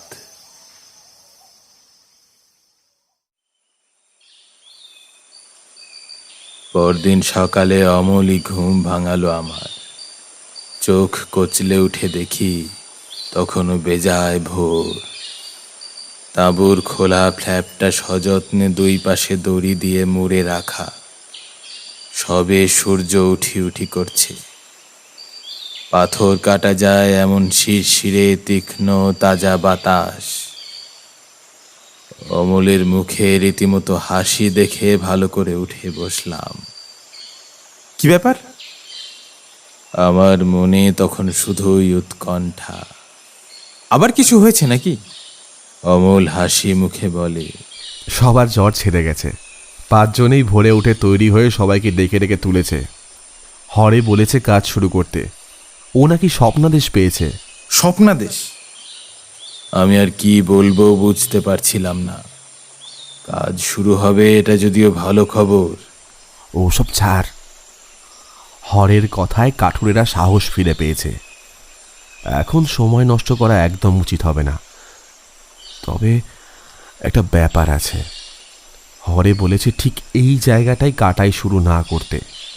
ও নাকি স্বপ্নে পেয়েছে আর একটু এগিয়ে যে খালি জমিটা আছে তার আশপাশ থেকে কাজ শুরু করতে। এখানকার গাছের জন্মদিন নাকি এখনো কাটেনি। এসব কি ছেলে খেলা নাকি? আমার মাথাটা একটু গরম হয়ে গিয়েছিল। গাছের জন্মদিন, তা এর ফাঁকে তো বেশ কয়েকটা গোটা দিনই চলে গেল, এখনো জন্মদিন শেষ হলো না কিরকম? আরে মাথা গরম করিস না, ও যে জায়গাটার কথা ম্যাপে দেখাচ্ছে সেও আমাদের এখতিয়ারের মধ্যে। ওখানে কাটাই শুরু হলে কাঠের চাতরা বয়ে আনতে খুব একটা সমস্যা হবে না। আসল কথা, এরা এতে রাজি হয়েছে, আমাদের তো কোনো অসুবিধা নেই। অমলের কথা মানতেই হলো, ও কিছুমাত্র ভুল বলেনি। বাইরে এসে দেখলাম ওই অত ভোরে ক্যাম্পে সাজো সাজো রব কাটরুরা সরঞ্জাম নিয়ে ঘোরাফেরা করছে। আমি সামান্য কিছু জল খাবারের ব্যবস্থা করতে দিয়ে নিমু সর্দারের খোঁজে গেলাম। আমাকে দেখেই সব ছুটে এলো। খেয়াল করলাম অসুস্থ 5 কাঠুরে আজ একদম স্বাভাবিক। ক্যাম্পের চনমনে ভাবের জন্য অনেকাংশেই ওরা দায়ী। ছুটোছুটি করে লোকজনের সঙ্গে কথা বলছে, হাসি ঠাট্টায় গত কদিনের অনিশ্চয়ের মেঘ অনেকটাই কেটে গেছে দেখলাম। মিঠে করা রোদ উঠেছে, তা জলে ভেজা ঘন সবুজের গায়ে পড়ে উজ্জ্বল পান্নার মতো ঝিকমিক করছে। দেখে শুনে মন ভালো হয়ে গেল আমার। ওই 5 জনের মধ্যে যে 2 জন সোপর পানির, তার মধ্যে একজন গুণধর কর্মকার, সাদাসিধে বোকাপাড়া মানুষ। সবার সঙ্গে ছুটকো ছাটকা কথা বলে তাকে গিয়ে ধরলাম। কি গুণধর, শরীর ভালো তো এখন? কি মনে হচ্ছে আজকে ধকল নিতে পারবে? হ্যাঁ শ্রদ্ধা বাবু, আজ সকাল থেকেই শরীর একদম সেরে গেছে গো। হ্যাঁ, আমলদার ওষুধ ধন্বন্তরী হলো গো, তোমার কোনো চিন্তা নাই, কদিনই কাজ গুটিয়ে নেব, দেখো না। কাল রাতে তুমি কি তাঁবুর বাইরে এসেছিলে? তোমায় দেখলাম মনে হলো। এই না তো, রাতে তবে এক অদ্ভুত স্বপ্ন দেখেছিলাম বটে শ্রদ্ধা বাবু। তখন সবে তাঁবুর কুপি নিভিয়ে সবাই শুতে গেছে মনে হলো। জ্বরের ঘোরে ভালো খেয়াল নাই গো, অচেতন হয়ে পড়ে আসি। হঠাৎ মনে হলো তাঁবুর বাইরে থেকে মায়ের গলার আওয়াজ শুনতে পেলাম। ঘুনে ঘুনে রে বলে ডাক। আমায় ঘুনে বলে ত্রিসংসারে ওই 1 মাস আর কখনো ডাকে নে। জ্বরের ঘোরেও খুব ভয় পেয়ে গেছিলাম। রাত বিরেতে জঙ্গলে মা আসবে কোথা? তাছাড়া রাতে অজায়গায় চেনা লোকের নাম ধরে কারা ডাকে তাও তো আজীবন শুনে আসছি। আমি মরে গেলেও সাড়া দিতেম না, কিন্তু কিন্তু গুণধর কেমন আনমনা হয়ে থেমে গেল। আমি ধরতাই দিলাম। হ্যাঁ গুণধর, বলো। তারপরেই মা এক অদ্ভুত কথা বললে। ওই যারা রাত বিরেতে ডাকে তারা কখনো এমন বলে শুনিনি। মা বললে, ঘুনে রে মন দিয়ে শোন, তুই এখন স্বপ্ন দেখছিস, আমি তো স্বপ্নে এসছি। তোর এত অসুখ, আমি মা হয়ে না এসে পারলাম না। ঘুনে, এই তাঁবুর বাইরে একটা বড় জারুল গাছ আছে, স্বপ্নে হেঁটে ওই গাছের কাছে আয়। আসার আগে এই স্বপ্নের মধ্যেই বাকি যারা জ্বরে পড়েছে তাদেরও ডেকে নিয়ে আয়। ওই গাছে দেখবি একখানি ডাল আছে, ওটি মন্তর করা ডাল। ওই ডালে উঠে মাথা নিচু করে ভুঁড়িয়ের পরে জাপান দিবি, তোর অসুখ সেরে যাবে। আমার কিন্তু একটু ভয় লাগেনি, দেখলাম সত্যি তো, স্বপ্নই তো দেখছি। বাকিদের তুলে বাইরে নিয়ে এলাম, তবে তারপরের কথা খুব একটা মনে নাই।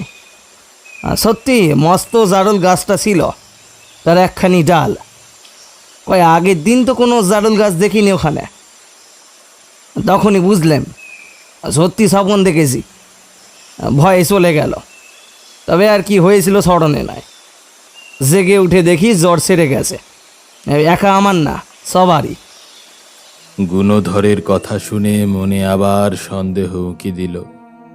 তবে কাল রাত্রে যা দেখেছি সে কি সত্যি ঘটেছিল? সবাই ঘুমের ঘোরে হেঁটে, কিন্তু তাই বা কি করে সম্ভব? সে হলে তো কারো বেঁচে থাকার কথাই নয়। তবে সাধাসিধে গুণধরের কথা অবিশ্বাস করার কারণ ছিল না। মনে খচখচানি নিয়েই খাওয়া দাওয়া সেরে যাওয়ার তোড়জোড় করলাম। হরে যে জায়গাটার কথা বলছে সেখানে পৌঁছতে বড়জোর 0.5 ঘন্টা টাক লাগার কথা। ক্যাম্পের মোটামুটি সবাই যাবে, শুধু আমাদের রাঁধুনি থাকবে ক্যাম্প পাহারা দিতে। আর রয়ে যাবে কাল গাছ কাটতে গিয়ে ভয় পাওয়া মানলুরই একার শরীর সারেনি, উপরন্তু সেদিন সকালে গিয়ে দেখি তারও ধুম জ্বর। আচ্ছন্ন অবস্থায় বিড়বিড় করে কি বকে যাচ্ছে, কান পেতেও শোনা যায় না। জ্ঞান না ফেরা অবধি এক দাগ ওষুধও তার পেটে পড়ার উপায় নেই। অগত্যা তার দিকে রাঁধুনিকে নজর রাখতে বলে আমরা যাওয়ার উদ্যোগ করলাম হরের দেখানো জঙ্গলের দিকে। 5 কাঠুরেকে সন্দেহ করার তখনও পর্যন্ত কোনো কারণ ছিল না। বুঝিনি কি ভয়ানক ভবিতব্য অপেক্ষা করে আছে আমাদের জন্যে। ফুরফুরে মেজাজে গল্প করতে করতে এগিয়েছিলাম আমরা। আধ ঘন্টা পা চালিয়ে হাঁটলেই পাহাড়ের গা বেয়ে একটু উঁচুতে সেই দ্বিতীয় ফাঁকা চত্বর। কিন্তু আশ্চর্যের ব্যাপার, বড়জোর 10 মিনিটেই আমরা একদম পথ হারিয়ে ফেললাম। সারি বেঁধে 2 করে পাশাপাশি হাঁটছি সবাই, শুধুমাত্র সামনে 2-4 জনের চলার তালের দিকে নজর রেখে একঘেয়ে পা ফেলা। প্রথম আমারই মনে হয়েছিল কিছু একটা গন্ডগোল হচ্ছে। আমরা ক্যাম্প থেকে চলা শুরু করেছি ডাইনে সূর্য রেখে। ম্যাপ অনুসারে সোজা উত্তর দিক বরাবর নতুন কাটাইয়ের থান। মিনিট 10 পর হঠাৎ খেয়াল করলাম আমাদের ছায়া একেবারে ডান দিকে পড়ছে, অর্থাৎ সূর্য এখন আমাদের বাঁ দিকে।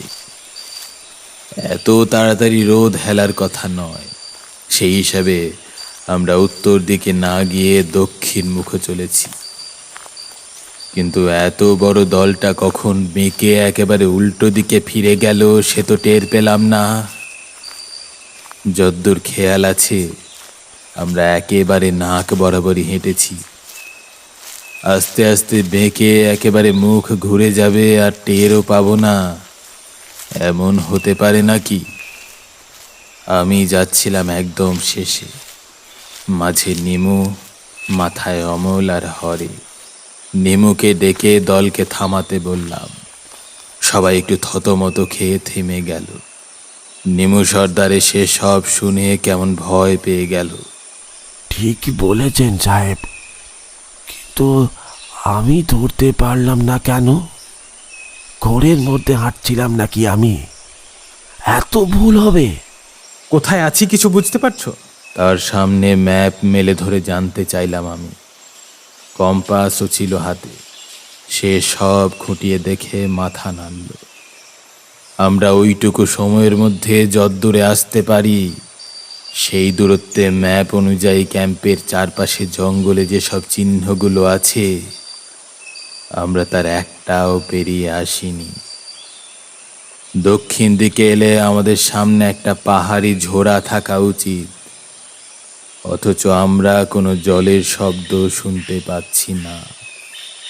জঙ্গল অস্বাভাবিক নিস্তব্ধ এখানে। ঝোড়া দূরে থাকলেও আওয়াজ শুনতে পাওয়ার কথা। কিছু দূর অন্তর কোম্পানির রঙিন দূরের নিশান দেওয়া গাছও চোখে পড়েনি অনেকক্ষণ হলো। সাহেব, খেয়াল করেছেন এই গাছগুলো সব একই রকম? একই রকম মানে? বলতে গিয়ে টের পেলাম নিমু ভুল কিছু বলেনি। আমার হঠাৎ করে কেমন গরম লাগতে শুরু করলো। একরকম মানে সত্যি একেবারে একরকম। আমাদের দলটা ছাড়া ছাড়া হয়ে দাঁড়িয়ে আছে জঙ্গলের যে অংশে, তার আশেপাশে ঘন হয়ে দাঁড়িয়ে আছে উঁচু উঁচু সব গাছ। প্রতিটা গাছ যেন একে অন্যের যমজ। একই সংখ্যক শাখা প্রশাখা, একই কোণে হেলে আছে সব। যেন মজা করে কেউ একই গাছের ছবি পরপর ছেপে একখানি নকল বন বানিয়েছে। বিভ্রমটাকে নিখুঁত বানানোর কোনো চেষ্টাই করেনি। চিন্তাটা মাথায় আসতেই ভীষণ ভয় পেলাম। জোর করে ভয়টাকে মন থেকে ঝেড়ে ফেলে নিমু সর্দারকে শুধলাম। এগুলো কি গাছ? সাহেব, এইগুলোকে আমাদের এখানে কালটেরা গাছ বলে সাহেব। আমি কখনো চোখে দেখিনি হুজুর, তবে আমার মন বলছে এই সেই জিনিস। সব গাছ একই রকম দেখতে লাগে, আসলে এগুলো সব গাছই নয়। মানে গাছ নয় মানে?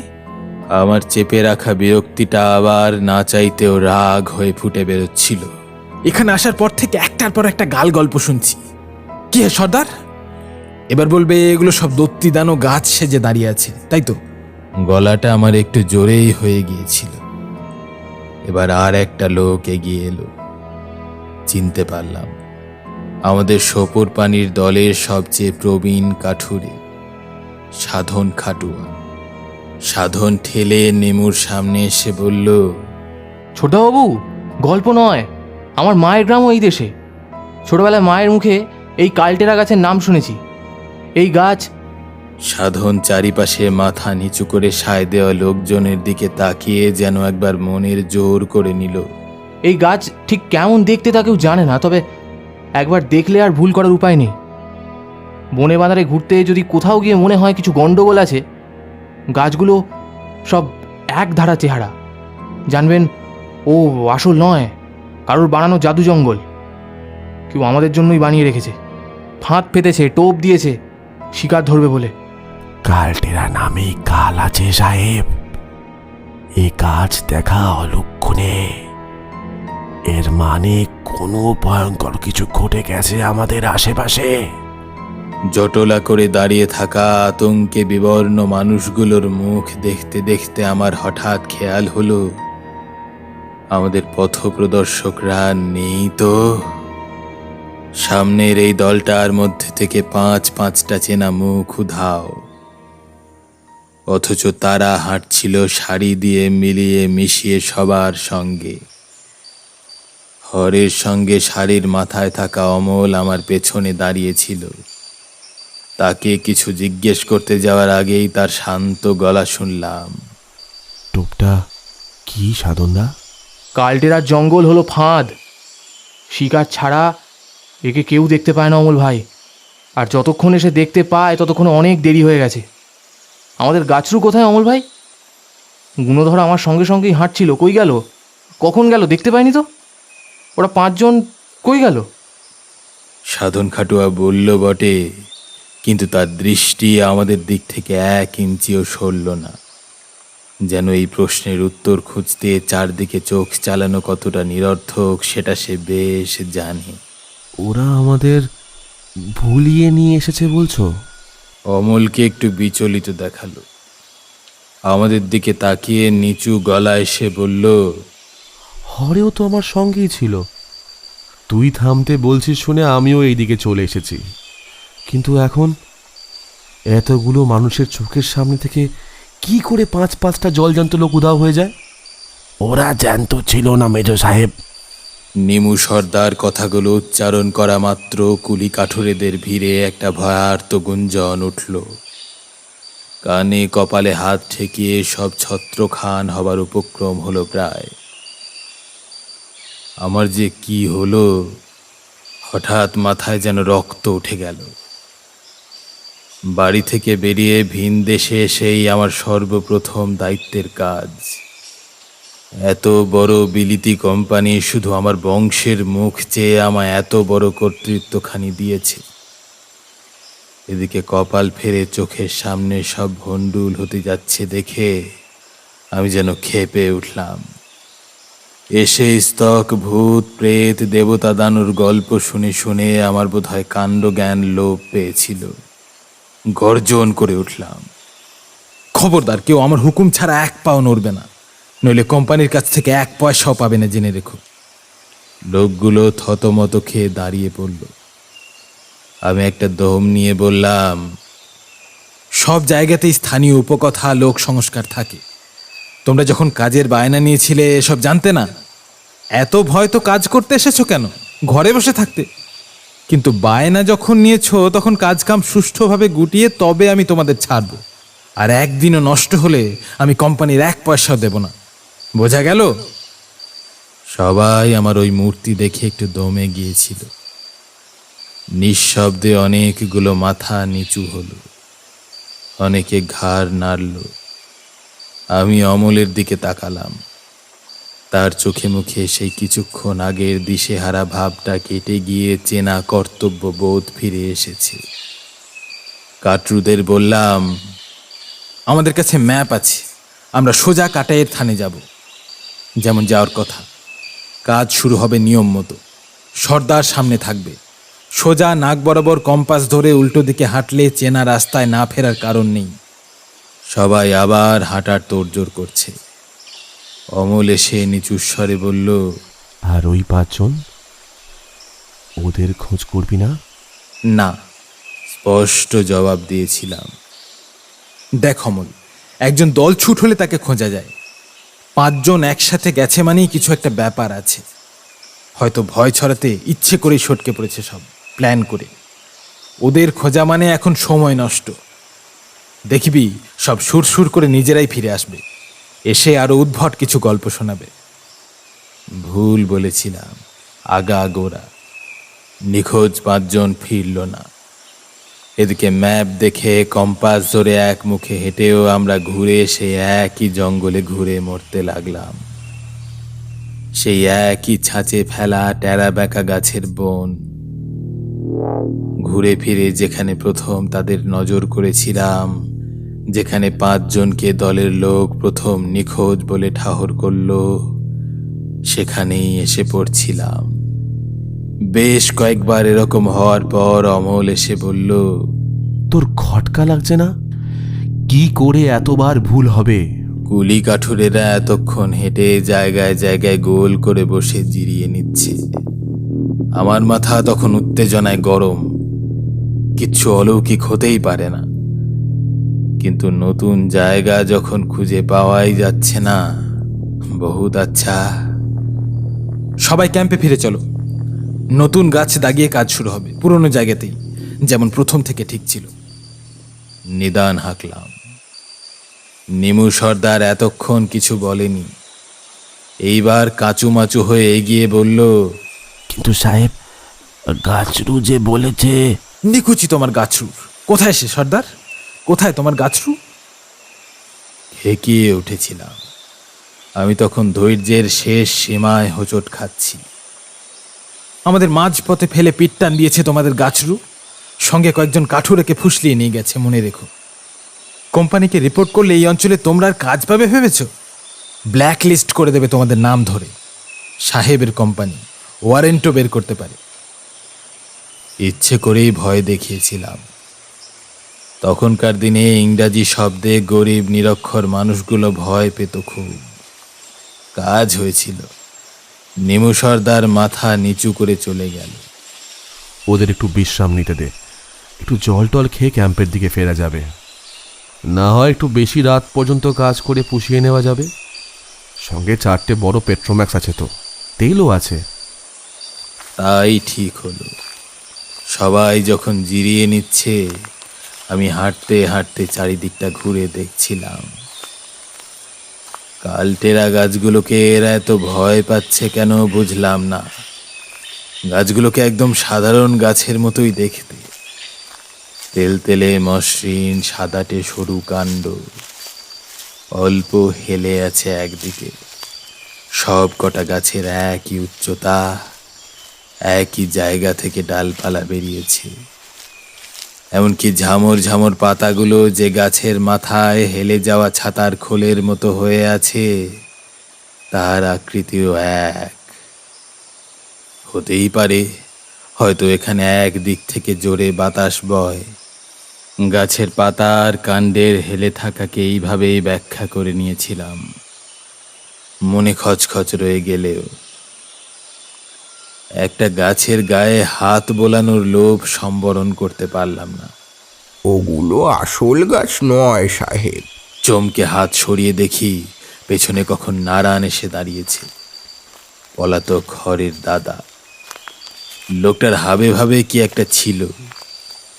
প্রথম দিন যে সহজ সরল নারায়ণকে দেখেছিলাম, ঠিক সেই মানুষটার সঙ্গে মেলাতে পারলাম না। সে আবার বলল, আপনার চারিদিকে মিছা সাহেব। এই গাছগুলোর মতোই। নারায়ণ কেমন পা টেনে টেনে হাঁটছিল, অমনভাবেই আমার দিকে এগিয়ে এসে বলল, মিছা গাছ, মিছা মানুষ। তবে আপনার দোষ নেই। আজ যে 5 জন আপনাদের পথ দেখিয়ে এখানে নিয়ে এলো, তাতে তো আমার ভাইও ছিল। সে যে আর আমার সেই ভাই নেই, তা তো আমিও বুঝিনি। 5টা মিছে মানুষ আপনাদের এই মিচিমিচি জঙ্গলে এনে ফেললো। এখানেও সবাই আসল কিনা জানেন তো সাহেব?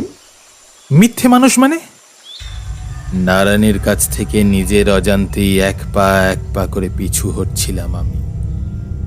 ওর চোখ দুটো এই পরন্ত বিকেলের মরা আলোয় কেমন জল করছে। নারায়ণ আমার দিকে এগোতে গিয়েও থেমে গেল। তারপর পাশের হেলে থাকা গাছটার গায়ে হাত বুলিয়ে 2 হাত দিয়ে সেটাকে বের দিয়ে ধরল। আমার দিকে কেমন কাত করে তাকালো নারায়ণ। আমার বুকটা ছ্যাত করে উঠল। টেনে টেনে সে বলল, হরে আগাগোড়াই মিছা মানুষ ছিল সাহেব। নইলে টাকার লোভে কেউ জন্মের দিনে প্রাণ হত্যে করতে পারে? বাপ পিতমোর দেওয়া মায়াবিদদের মান ভুলতে পারে? নারায়ণের 2 হাত এতক্ষণ বের দিয়ে গাছটার ওই পাশে ছিল। এখন চট করে বাঁ হাতটা সামনে আনতেই দেখি ওর হাতে একটা কুড়ুল। কাঠুরের হাতে জঙ্গলের মধ্যে কুড়ুল থাকলে অবাক হওয়ার কিছু নেই, কিন্তু আগে স্পষ্ট দেখেছি নারায়ণ খালি হাতে হেঁটে এসেছে। আমার বিস্ফারিত চোখের সামনে কিছু বলার আগেই নারায়ণ কুড়ুলটা নিয়েই তরতর করে গাছ বেয়ে প্রথম হেলানো বড় ডালটায় গিয়ে উঠল। তারপর কুড়ুলটা মাথার ওপর তুলে ডালের গোড়ার কাণ্ডে 2 মোক্ষম কোপ বসালো। ঢপ ঢপ করে 2 ফাঁপা শব্দ হলো। দ্বিতীয় শব্দে মনে হলো কাণ্ডটা ফেটে গেছে, কিন্তু এত নিচ থেকে শুধুমাত্র তৈরি হওয়া খোদলটা ছাড়া কিছুই দেখতে পেলাম না। নারায়ণের হাবভাবে আমার অস্বস্তি হচ্ছিল। এই গোটা কাণ্ডটা ঘটানোর সময় নারায়ণ একবারের জন্যও আমার তরফ থেকে দৃষ্টি সরায়নি। বুঝলেন সাহেব? কেমন সুর করে টেনে টেনে বলল নারায়ণ। বড় ডালটার মাঝখানে উবু হয়ে বসে সে। সর্দারের সব কথা বিশ্বাস করবেন না, ও বড্ড মিছা কথা বলে। নিজের মাথার ওপরে বাঁ হাতটা বসায় নারায়ণ। আমি অবাক হয়ে দেখে যাচ্ছি। সত্যি কথা একটু টেরা বেঁকা করে দিলেই তো মিছে হয়ে যায় না সাহেব? নিমু এই টাকাটা সব কাটুতে সমান ভাগ করতো। টাকা খেয়ে জঙ্গলে কত বেআইনি লোক ঢোকায় ও, আর সর্দার যে আরও মিছা বলছে। এবার ডান হাতে নিজের থুতনি ধরে নারায়ণ কেমন নেশারুর মতো খিলখিলিয়ে হাসে। হেলা মুরাং কোনো দেবতা নয়। হেলা মুরাং কি তা কেউ জানে না, আর হেলা মুরাংয়ের কাছে সবটুকুই খেয়াল আগো সাহেব। কেন? তা কোনো কারণ নাই। এক ঝটকায় 2 হাতে নিজের মাথাটা ধরে গামছা নিংড়ানোর মতো পেঁচিয়ে উল্টো করে ফেলল নারায়ণ। কটকট করে হাড় ভাঙা বিভৎস শব্দে গায়ে কাঁটা দিয়ে উঠতেই আমার হুঁশ ফিরল। গলা দিয়ে আর্ত চিৎকার বেরিয়ে এসেছিল। প্রাণপণে দৌড়লাম যেদিকে দলের লোকজন আছে। বেশি দূর যেতে হলো না, আমার চিৎকার সবার কানেই গেছে। ওরা ছুটে এদিকেই আসছিল। কোনো রকমে হাঁপাতে হাঁপাতে সবাইকে গাছটার কাছে নিয়ে এলাম, কিন্তু এবারেও একগাল মাছি, কেউ কোথাও নেই। না নারায়ণ, না তার হাত থেকে খসে পড়া কুড়ুল, এমনকি চোখের সামনে তার গলার চামড়া ফেরে পড়া রক্তের ফোঁটাও পাওয়া গেল না গাছের তলায়। দলের মধ্যে অবশ্য নারায়ণকে দেখা গেল না। তাকে উঠে দিকপানে আসতে অনেকেই দেখেছে, কিন্তু তারপর ওটা কি? অমলের তর্জনী লক্ষ্য করে নজর চালিয়ে চোখে পড়ল সেই গর্তটা। নারায়ণের কুঠারের ঘায়ে ভেঙে তৈরি হওয়া কোটরটা আছে এখনো। আমার ইশারায় একজন চড়ল গাছে, কিন্তু অদ্ভুত আকৃতির কোটরটায় কিছুই পাওয়া গেল না। দিনের আলোর রং কড়া পাকে জমে ঘন কমলার দিকে এগোচ্ছে। আর সময় নষ্ট না করে ক্যাম্পে ফেরার সিদ্ধান্ত নিলাম। কি আশ্চর্য, এইবার কিন্তু আর কোনো গন্ডগোল হলো না। নির্বিঘ্নে কম্পাস দেখে এক মুখে হাঁটতেই কিছুক্ষণের মধ্যে স্বাভাবিক জঙ্গলের মধ্যে এসে পড়লাম। গাছপালা সব এক একটা এক এক রকমের, যেমন হওয়া উচিত। ধীরে ধীরে দিব্যি ম্যাপের নিশানাপত্র চোখে পড়তে লাগলো। আধ ঘন্টার মধ্যে চেনা ক্যাম্পের হাতায় এসে গেলাম। পথে ছটা মানুষ স্রেফ গায়েব হয়ে গেছে দল থেকে। সারাদিন ঘুরপাক খেয়ে ভয় পেয়ে ক্লান্ত অবসন্ন শরীরে ক্যাম্পে ফিরেও যেন হাঁপ ছেড়ে বেঁচেছিলাম আমরা। বুঝতেও পারিনি সেই শান্তি কতটা ক্ষণস্থায়ী ছিল। ক্যাম্পের কাছে আস্তে আস্তেই খটকা লাগলো। বেশ অন্ধকার হয়ে এসেছে। দ্রুত সন্ধ্যা নামছে জঙ্গলে। কিন্তু ক্যাম্প এত অন্ধকার কেন? একটা আলোর চিহ্ন নেই কোনো তাঁবুতে। ফায়ার পিটে আগুন জ্বলেনি। পেট্রোম্যাক্স রাখা নেই খোলা জায়গাটায়। এমনকি রান্নার কোনো আগুনও দেখা যাচ্ছে না ধারে কাছে। ক্যাম্প মর্গের মতো ঠান্ডা, নিস্তব্ধ, অন্ধকার। সব গেল কোথায়? রাঁধুনির নাম ধরে ডাকতে ডাকতে সবাই ক্যাম্পের চারিদিকে ছিটকে পড়ল। জ্বরে বেহুশ মাল্লুকে যে টেন্টে শোয়ানো ছিল সেখানে গিয়ে ঢুকলাম। টেন্ট ঘুটঘুটে অন্ধকার। একদিকের কাপড়ের ফোকর করা জানলার ওপর তেলচিটে একটা নেতা ঝুলিয়ে পর্দা দেওয়া ছিল। আন্দাজে হাতড়ে হাতড়ে সেটাকে সরিয়ে দিলাম। অন্ধকার একটু ফিকে হয়ে তাঁবুর আনাচে কানাচে ঝুলে রইল। সেই আবছা আধারেই দেখলাম মানলু ঢালাই তোষকের ওপর পেছন ফিরে শুয়ে আছে। আপাদ মস্তক চাদর মুড়ি দেওয়া। ডাকবো কিনা ভাবছি, বিছানার ওপর থেকে খ্যাস করে একটা আওয়াজ শুনলাম। মানলু! ডাকতে গিয়ে কেন জানি গলাটা ভয়ে আটকে গেল। কোনো শব্দ নেই। নিস্তব্ধতা যেন পাথরের মতো বুকে ভারী হয়ে চেপে বসতে লাগলো। আওয়াজটা নির্ঘাত চাদর মুড়ি দেওয়া অবয়বটা থেকেই আসছে। কাশির আওয়াজ নয়। সেরকম বিজাতীয় আওয়াজ কোনো মানুষের গলা থেকে বেরোতে শুনিনি কোনোদিনও। অনেকটা যেন গাছের গায়ে করাত ঘষার মতো আওয়াজ। পা অসম্ভব ভারী হয়ে গিয়েছিল। মনে হলো আমার শরীরটা যেন অন্য কারো। 1 ইঞ্চিও নাড়াতে পারছিলাম না। চেরা গলায় অন্ধকারে জমাট স্তূপের মতো শুয়ে থাকা লোকটার দিক থেকে একে ফিস ফিস করে বলল,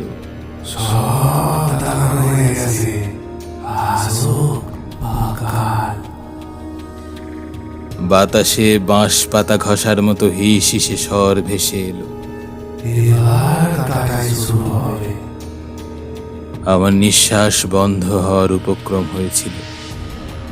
এত ভয় আমি তখনও পর্যন্ত আর কিছুতে পাইনি।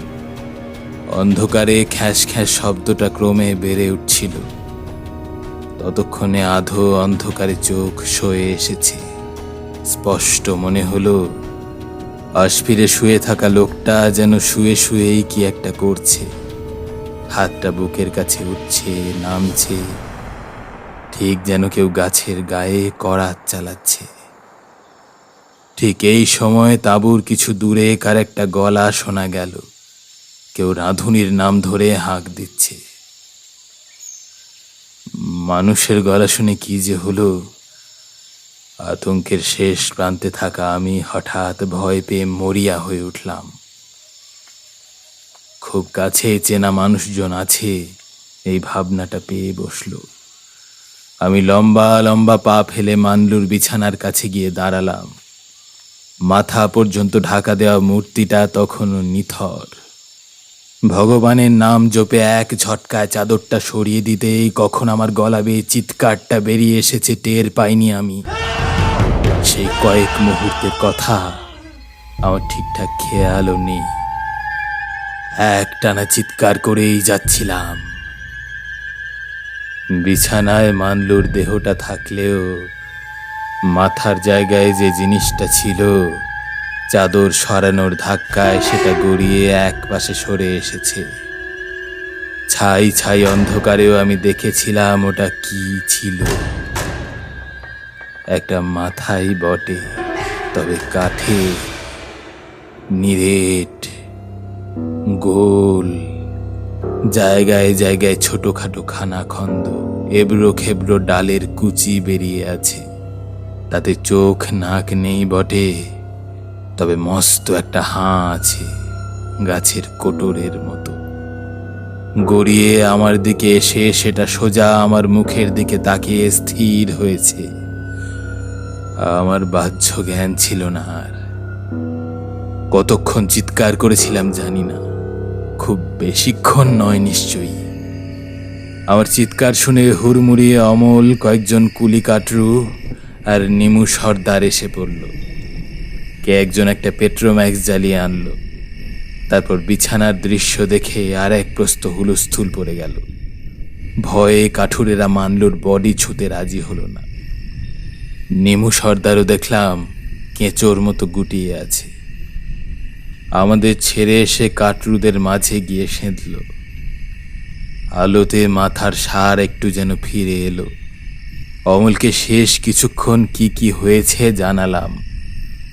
ভুল দেখার প্রশ্নই নেই। অনেকক্ষণ ধরে সজ্ঞানে দাঁড়িয়ে দাঁড়িয়ে কথা শুনেছি। এই মুন্ডুহীন ধরের হাত চলতে দেখেছি। অমল কি বলতে যাচ্ছিল এমন সময়, বাবু, বাবু, এই বলে ছুটতে ছুটতে একজন কাটরু টেন্টে ঢুকলো। স্থানীয় যে গুটি কতক লোক পড়ে আছে তাদেরই একজন, হাঁপাচ্ছে, চোখ মুখ যেন ঠেলে বেরিয়ে আসবে। বাবু জলদি চলেন, ওদিকের গাছে। লোকটা কথা শেষ করতে পারল না। তাঁবুর পেছন দিকে হাত তুলে দেখালো। চল, দেখছি, ভয় নেই, এখন আমরা সবাই আছি। অমল দৃঢ়স্বরে বলে সবার অলক্ষ্যে আমার পিঠে হাত দিয়ে অল্প চাপ দিল। তার দিকে তাকাতেই যেন কিছুটা সাহস ফিরে পেলাম। বড় একটা নিঃশ্বাস নিয়ে পা বাড়ালাম। গলায় জোর এনে বললাম, আলোটা নিয়ে চলো আর সবাই কাছাকাছি থাকো, দল ছুট হয় না কেউ। লোকটার পিছু পিছু যেতেই দেখি তাঁবুর অনতি দূরে ছোটখাটো জটলা একটা গাছের তলায়। যেগুলো প্রথম দিন দাগানো হয়েছিল, এটা সেই গাছগুলোর মধ্যে একটা। কাছাকাছি যেতে যেতে এই বুকটা ধক করে উঠল। গাছের মগ ডাল থেকে ওটা কি ঝুলছে। আমরা কিছু আগেই এখানটা খুঁজে গেছি সাহেব, কিছু ছিল না তখন। এই লান্টেন জ্বালিয়ে আনতেই দেখি। জটলা থেকে একজন বলে উঠল, যেটা গাছের মোটা ডাল থেকে মেলে দেওয়া চাদরের মতো ঝুলছে, সেটা এক সময় আমাদের রাঁধুনি ছিল। এখন যে কি সেটা বোঝা যাচ্ছে না ঠিক। বড় গাছগুলো করাত দিয়ে কাটাই করার পর যেমন ভাবে তাদের ডালপালা ছেঁটে ফেলে রাখা হয়, কেউ কেউ তেমন ভাবে ছাঁটাই করে ফেলে রেখেছে। আমার গা গুলিয়ে বমি উঠে আসছিল, কিন্তু এই হতভাগ্য লোকগুলোর মুখের দিকে তাকিয়ে শক্ত হতে হবে। এমনিতেও দলের মনোবল তলানিতে এসে ঠেকেছে। সম্ভব হলে আজ রাতেই ক্যাম্প খালি করে পালিয়ে যেত এরা। হয়তো রাস্তা হারানোর ভয়েই রাতটুকু জঙ্গলে জেগে কাটাতে হবে। আর না, কাল সকালেই। ওটা কি? অমলের কথায় চটকা ভাঙল। ওর তর্জনী লক্ষ্য করে তাকিয়ে দেখি একটা কোটর না, দেহটা যে ডাল থেকে ঝুলছে তার গোড়ায় একটা মস্ত অদ্ভুত আকৃতির খোঁদল। ভালো করে বোঝা না গেলেও এখান থেকে হুবহু সেই কালটেরা গাছের গর্তটার মতো দেখতে লাগছে। তক্ষুনি কি যেন মনে হলো, আগের কোটরটায় তো কিছু পাওয়া যায়নি, এটায় হয়তো। এই কেউ একজন উঠে দেখো তো। হেঁকে বললাম, কিন্তু কেউ যেতে রাজি হলো না। দাঁড়া, আমি দেখছি। অমল পেন্টুলুন গুটিয়ে হেঁচড়ে কোনো ক্রমে গাছের মগডালের কাছে পৌঁছে গেল। কিছু দেখতে পাচ্ছিস? তখন ঘন অন্ধকার নেমে গেছে চারিদিকে। গাছের মাথায় পেট্রোম্যাক্সের আলো ভালো করে পৌঁছচ্ছে না। জঙ্গল যেন থম মেরে আছে। একটা ঝিঝি পোকার আওয়াজ নেই, একটা পাতাও নড়ছে না। অমল এক হাতেই প্যান্টের পকেট থেকে ছোট 3 ব্যাটারির টর্চটা বের করে বলল, গর্তটা খুব গভীর, কিছু একটা ঢোকানো আছে মনে হচ্ছে। কি? তীব্র আতঙ্কে চিৎকার করে উঠতেই অমলের হাত থেকে টর্চটা ধপ করে নিচে পড়ে গেল। অমলের হাতও আলগা হয়ে এসেছিল। নিচে পড়ার সময় অন্য ডালে পা আটকে যেতে আমাদের ওপর পড়ে। আমরাও ধরে ফেলেছিলাম বলে সে যাত্রা ওর হাত পা ভাঙেনি। আর হাত পা যাই হোক, কয়েক মুহূর্তেই মুখে কথা ফিরে এলে অমল যা বলল তা হলো, গাছের গর্তে মানলুর মাথাটা গুঁজে রাখা আছে। আসল মাথা। ওই এক ছেলে বটে, অমল। অমন ধাক্কা খেয়েও এক রোখার মতো আবার সেই গাছে উঠল, ওই গর্তে হাত ঢুকিয়ে মাথাটা উদ্ধার করে আনতে। ওর সাহস দেখেই হয়তো বাকিরা তখনও আতঙ্কে পুরোপুরি উন্মাদ হয়ে যায়নি। মানলু আমাদের মধ্যে একজন, তাকে ওইভাবে ফেলে রাখা যায় নাকি? কিন্তু মাথাটা নামাতে পারল না। টর্চ মেরে দেখা গেল গর্তে আরও কি সব আছে। আমারও রোখ চড়ে গিয়েছিল। ভয়ের প্রান্তে থাকতে থাকতে মানুষ এক সময় রুখে ওঠে। আমারও সেই অবস্থা হয়েছিল। হুকুম দিলাম গাছ কেটে ফেলতে। আমিও হাত লাগালাম। ওই অত রাত্রে ওই পরিবেশে হই হই করে সব কটা পেট্রোম্যাক্স জ্বালিয়ে আনা হলো। ক্যাম্পে যে কটি প্রাণী ছিলাম, মুখে হুঙ্কার দিতে দিতে জঙ্গল কাঁপিয়ে গাছের গায়ে করাত বসালাম। মনে হচ্ছিল যুদ্ধে চলেছি। তখনও জানি না, এক অসম প্রতিপক্ষের বিরুদ্ধে। ঘ্যাস ঘ্যাস। বেশিক্ষণ করাত চালাতে হলো না। গাছটা ফাঁপাই ছিল।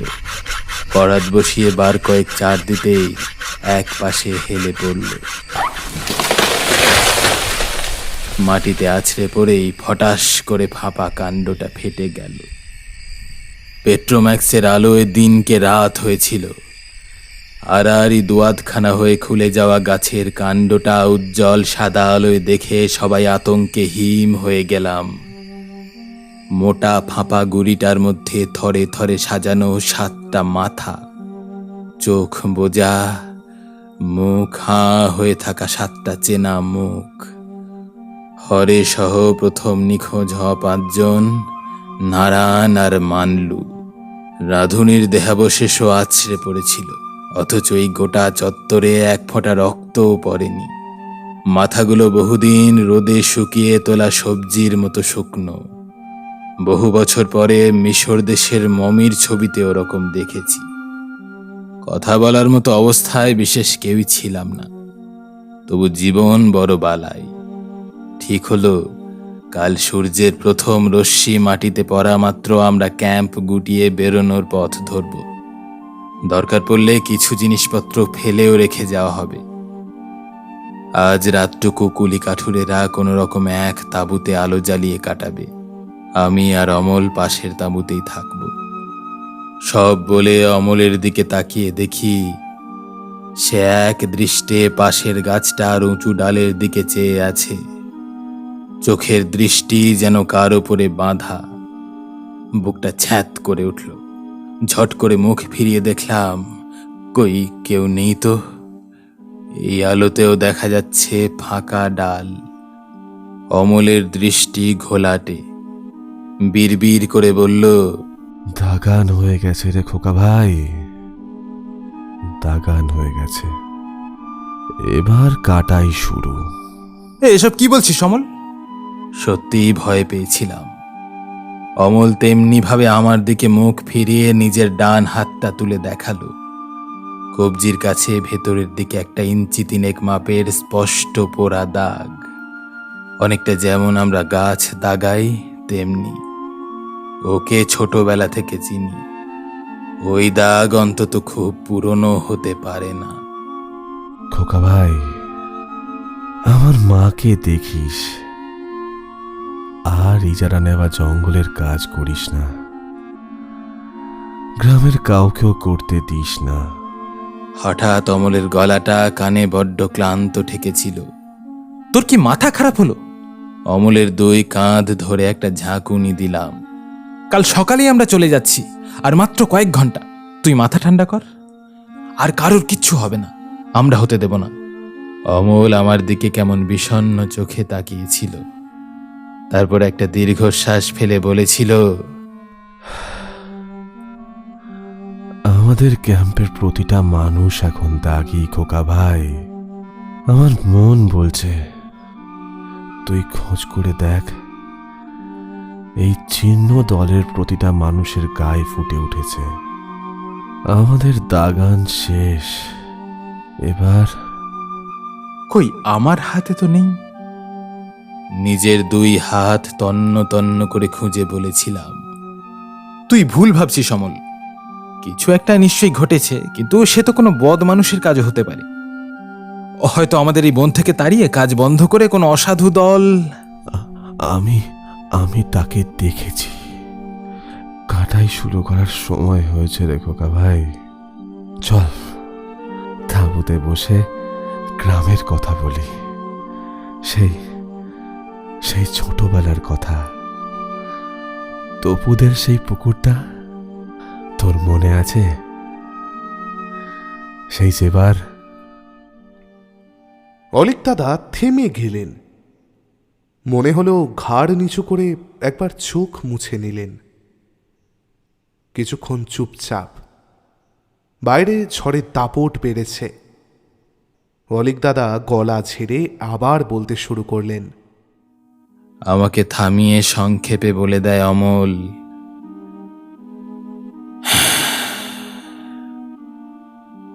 সেদিন কিছুতেই অমলকে অন্য তাঁবুতে নিয়ে যেতে পারলাম না। সবার মাঝখানে থাকলে ওর এই অহেতুক ভয়টা কমবে ভেবেছিলাম, সে আর হলো না। সারা রাত ঠায় বসে আমাদের শৈশবের গল্প, গ্রামের গল্প করলাম, মুখোমুখি 2 খাটিয়ায় বসে। পাশে মাটিতে একটা পেট্রোম্যাক্স জ্বলছে। সারাদিন অসম্ভব শারীরিক মানসিক ধকল গিয়েছিল। গল্প করতে করতে ঘুমে চোখ টেনে ধরছিল যেন। কখন বসে বসেই চোখ লেগে গিয়েছিল টের পাইনি। হঠাৎ চটকা ভেঙে দেখি টেন্ট ঘুরঘুরটে অন্ধকার। কখন পেট্রোম্যাক্স নিভে গেছে। সামনে অন্ধকারে বসা অমলকে দেখতে পাচ্ছিলাম। আলতো গলায় ডাক দিলাম, উত্তর নেই। ঠায় বসে থাকা মূর্তিটা যেন জমাট অন্ধকারে গড়া। গায়ে হাত দিতেই মাথাটা গড়িয়ে আমার পায়ের কাছে পড়ে গেল। কাঠের পিণ্ডটা তুলে নিলাম। ভয় নয়, কষ্টে বোবা হয়ে গিয়েছিলাম জানিস। মনে হচ্ছিল হৃৎপিণ্ডটা ফেটে বেরিয়ে আসবে। অমলকে শুইয়ে চাদর চাপা দিয়ে দিলাম। বাইরে বৃষ্টি শুরু হয়েছে, ঠান্ডা বাড়ছিল। পেট্রোম্যাক্সে তেল ফুরোয়নি। আবার জ্বালালাম। তারপর আবার সারা রাত নিজের খাটিয়ায় ওর মুখোমুখি বসে কত গল্প করে গেলাম।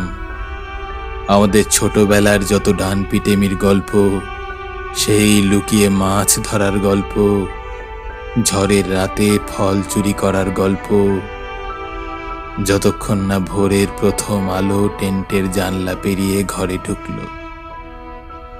নিজে হাতে মাটি খুঁড়ে অমলকে শুইয়ে রেখে এসেছিলাম। আর কাউকে ডাকিনি। অবশ্য ডাকার মতো কেউ বাকিও ছিল না ক্যাম্পে। সকাল হতে হতে আমি ছাড়া গোটা ক্যাম্পে আর একটা মানুষের অস্তিত্ব ছিল না। মনে জানতাম আশেপাশের এই কয়েক হাজার গাছের মধ্যে কখানা ফাঁপা কোটরে হয়তো দিন দিন শুকনো হতে হতে পড়ে থাকবে অনেকগুলো চেনা মানুষের মাথা। আর কারো খোঁজ করিনি। নিজের আর অমলের কিট ব্যাগ ঘাড়ে করে কম্পাস আর ম্যাপ হাতে হাঁটা দিয়েছিলাম। ট্রাকটা পড়েই রইল, চালাতে জানতামও না। কিভাবে কদিন ঘন্টা হেঁটে কোথায় এসে পৌঁছেছিলাম তা আজও আমার কাছে ধোঁয়াশা। তবে জঙ্গল থেকে বেরোতে কারে যেন ধরে শহরের হাসপাতালে ভর্তি করে দিয়েছিল। আলাপে প্রলাপে সেখানকার ডাক্তারবাবুরা যখন আমার পরিচয়, গ্রামের নাম জোগাড় করে খবর পাঠালো, সে সংবাদ আমার বাপের কাছে পৌঁছতে এবং পিতৃদেবের সহপারিষদ আমার কাছে পৌঁছে কলকাতা শহরে নিয়ে আসতে বেশ কয়েক সপ্তাহ কেটে গিয়েছিল। ততদিনেও আমার অসুস্থতা কাটেনি। কোম্পানিকে বাবা কিভাবে ম্যানেজ করেছিলেন তা নিয়ে আমাকে মাথা ঘামাতেও হয়নি। অর্থে সবই হয়, তখনও হতো। তবে সুস্থ হয়ে আর গ্রামে টিকতে পারিনি। মার্চেন্ট নেভিতে কাজ নিলাম। গ্রামে আর বড় সময়ের জন্য ফেরা হয়নি।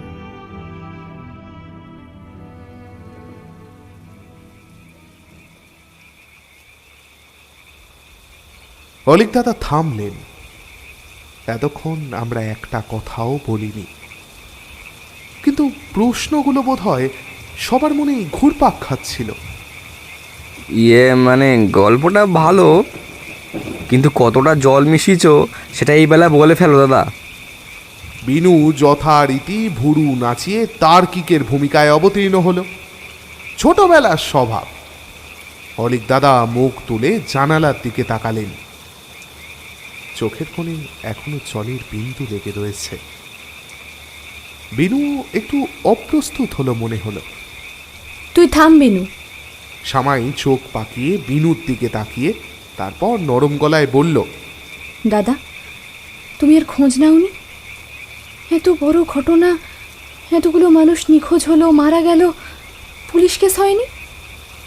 তাছাড়া 20-21 জনের দলের সবাই মারা গেল। আর তুমি তুমি কি করে আবেশ আমাদের সবার মনে ঘুরপাক খাওয়া প্রশ্নটা করতে গিয়ে জড়িয়ে গেল। আমতা আমতা করছে। আমি কেন মারা যাইনি প্রথমে আমিও বুঝতে পারিনি, জানিস। পুলিশ কেস টেস হয়েছিল, তবে তখন সবে দেশ স্বাধীন হয়েছে। রাজনৈতিকভাবে টালমাটাল অবস্থা।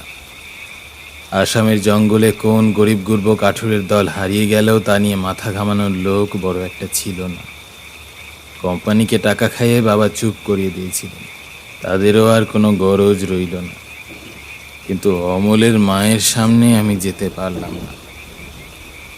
সফুর পানির যে 8 জন মানুষ আমার মুখ চেয়ে এক কথায় বিদেশে কাজ করতে গেল, তাদের ওখানে রেখে আমি কোন মুখে গ্রামে ফিরেছিলাম। তাও অসুস্থ হয়ে ঘরবন্দি থাকায় আমায় অত কিছুর মুখোমুখি হতেও হয়নি। কিন্তু বিবেক। অলিক দাদা জানালার বাইরে তাকালেন। কড়কড় করাত শব্দে আর একটা বাজ পড়ল। অমলের কিট ব্যাগ ওর মায়ের কাছে পাঠিয়ে দিয়েছিলাম, আর তখনই ব্যাপারটা খেয়াল হলো। আমার কিট ব্যাগে আমার সঙ্গে আসা আসামের জঙ্গলের এক টুকরো স্মৃতি, সেই ভাঙা ডালের কুটুম কাটামটা। নিমু সর্দার বলেছিল, হেলা মুরাংকে এক জায়গা থেকে আরেক জায়গায় নিয়ে যায় লোকে, স্বেচ্ছায় বা অজান্তে। হয়তো আমাকে রেহাই দেওয়ার এটা দ্বিতীয় কারণ। আমি বাহক। অঙ্গহানি করা গাছের অভিশপ্ত এক টুকরো বয়ে এনে হেলামুরংকে নিজে হাতে নিজের গ্রামে নিয়ে এলাম। কি মূর্খ আমি! আমার আশঙ্কা যে মিথ্যা নয় তা টের পেলাম গ্রামের কিছু ঘটনায়। তবে সে অন্য গল্প। আর দেরি করিনি। ওই গাছের টুকরো নদী বা সাগরে ফেলে আসলে ভেসে ভেসে কোন গায়ে গিয়ে ঠেকবে, আরও কত নিরপরাধ মানুষের মৃত্যুর কারণ হব, সে আশ্চর্য কাঠ আগুনেও পোড়াতে পারলাম না। তখনই ঠিক করলাম এ অভিশাপ আমি বইব। মার্চেন্ট নেভিতে কাজ নিলাম, জাহাজে জাহাজে বছরের বেশিরভাগ সময়। মাঝ সমুদ্রে তো আর গাছ থাকে না। রিটায়ার করার সময় আমার এক বন্ধু সম জুনিয়রকে ওটা দিয়ে এই ভার ন্যস্ত করে আসি। সে ডিউটি ফুরালে আরেকজনকে সঁপে দেবে। ওই অভিশপ্ত কাঠের টুকরো যেন আর ডাঙা স্পর্শ না করে সেই ব্যবস্থা করে এসেছিলাম। অলিক দাদা, দ্বিতীয় কেন? স্ত্রী ধীর গলায় জিজ্ঞাসা করল। অলিক দাদা ম্লান হাসলেন। মানে? আমি আর বিনু সমস্বরে বললাম। স্ত্রী আবার বলল, বাহক হওয়া রেহাই পাওয়ার দ্বিতীয় কারণ বললে, প্রথম কারণটা কি? ক্যাম্পে সব কটা মানুষকে দাগিয়ে দেওয়া হয়েছিল। এক অর্থে মৃত্যু পরোয়ানা লিখে দেওয়া, যেমন আমরা গাছের গায়ে এঁকে দিই। কিন্তু আমাকে দাগানো হয়নি। কেন বলতো? অলিক দাদার দুই হাত ফতুয়ার পকেটে ঢোকানো, দৃষ্টি নিচের দিকে। সেদিন তোমার জন্মদিন ছিল। যে কাজ করতে নেই, যে কাজ আমরা করে এত বড় বিপদ ডেকে এনেছিলাম, সে নিয়মই আমার জীবন রক্ষা করেছিল। প্রকৃতি নিষ্ঠুর হতে পারে, কিন্তু প্রকৃতিতে নিয়ম বিরুদ্ধ বলে কিছু হয় না, হয়নি কখনো। তোদের একটা জিনিস দেখাই চল। অলিক দাদা খাট থেকে পা নামিয়ে চটিতে গলালেন। আমি অবাক হয়ে জিজ্ঞাসা করলাম, এই তুমি কোথায় যাচ্ছ এই লোডশেডিংয়ে? আলোটা আসতে দাও না আগে, এই অন্ধকারে কোথায় পড়ে টড়ে যাবে। অলিক দাদা ততক্ষণে বাইরে যাওয়ার দরজাটা খুলে ফেলেছেন। অগত্যা আমাদের উঠতেই হলো। হাতে হাতে ফোনের টর্চ চালিয়ে অলিক দাদার পেছন পেছন চললাম। হাজার প্রশ্নেও দাদা শুধু সব বলবো, ধৈর্য ধর তোরা। শেষে যখন সিঁড়ি বেয়ে 3 তলা থেকে 1 তলায় নামতে শুরু করলেন, তখন বাদ সাধলাম আমরা। আরে করছো কি তুমি? অন্ধকার সিঁড়ি, তার ওপর ছাদের ওপর জলের ঝাপটা সিঁড়ি গড়িয়ে নেমেছে। একটা অ্যাক্সিডেন্ট না ঘটিয়ে তুমি ছাড়বে না দেখছি। বাইরে যেতে হবে একবার। তরতর করে নামতে নামতে বৃদ্ধ বললেন, সময় চলে যাচ্ছে, এবার গল্পের বাকিটুকু শুনবি না তোরা? বলতে বলতেই কাঠের 2 পাল্লার দরজার ছিটকিনি খুলে এক দৌড়ে বাইরে চলে গেলেন অলিক দাদা। আরে এ কি পাগলামি! এমন অঝোর বৃষ্টিতে বাইরে গেলে তোমার অসুখ করবে তো দাদা। আমরা দরজার কাছে থতমত খেয়ে দাঁড়িয়ে আছি। বালতি উপর করা বৃষ্টি পড়ছে। এদিকে অলিক দাদা ফ্ল্যাটের সামনে হাত কয়েক দূরে বড় তাল গাছটার কাছে দাঁড়িয়েছেন। মুহূর্তেই ভিজে স্নান করে গেছেন। এক্ষুনি ঘরে না নিয়ে এলে জ্বরে পড়া অবশ্যম্ভাবী। আমি আর বিনু চোখাচোখি করে পা বাড়াতেই ওখান থেকে চেঁচিয়ে উঠলেন অলিক দাদা। খবরদার, ওখানেই দাঁড়িয়ে থাক তোরা। প্রাণের মায়া যদি থেকে থাকে তোদের। কি বলছো তুমি? মাথাটা গেল নাকি শেষে? আমরা আসছি, দাঁড়াও, তোমায় টেনে ঘরে নিয়ে আসতে। সামাই আমাকে আর বিনুকে এক ঠেলা দিল। অলিক দাদা তেমনই চেঁচিয়ে বললেন, আর 2 মিনিট অপেক্ষা কর, তারপর যা ইচ্ছা করিস তোরা। বৃষ্টির মধ্যেও আবছা শোনা যাচ্ছে কথাগুলো। গল্পের শেষটুকু এখনো বাকি। আমার দুর্ভাগ্য, যার হাতে ওই অভিশপ্ত কাঠের টুকরোটা সঁপে এসেছিলাম তাকে আমার ঠিকানাও দেওয়া ছিল। আজ সকালে আমার হাতে এটি এসে পৌঁছেছে। অলিক দাদা হাত তুলে একটা অদ্ভুত দর্শন কাঠের টুকরো দেখালেন।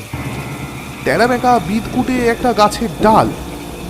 কাছেই কোথাও একটা বিকট শব্দে বাজ পড়ল। চারিদিক ক্ষণিকের জন্য আলো হয়ে গেল। সেই দিকে তাকিয়ে দাদা আবার চেঁচিয়ে বললেন, আমার জুনিয়র ছেলেটি গত মঙ্গলবার হার্ট অ্যাটাকে মারা গেছে। অবশ্য তাকে এখন ছেলে না বলে লোক বলাই ভালো। তার ব্যক্তিগত জিনিসপত্রের মধ্যে আমার ঠিকানার কাগজ মোড়ানো এটি পাওয়া যায়, সঙ্গে চিঠি।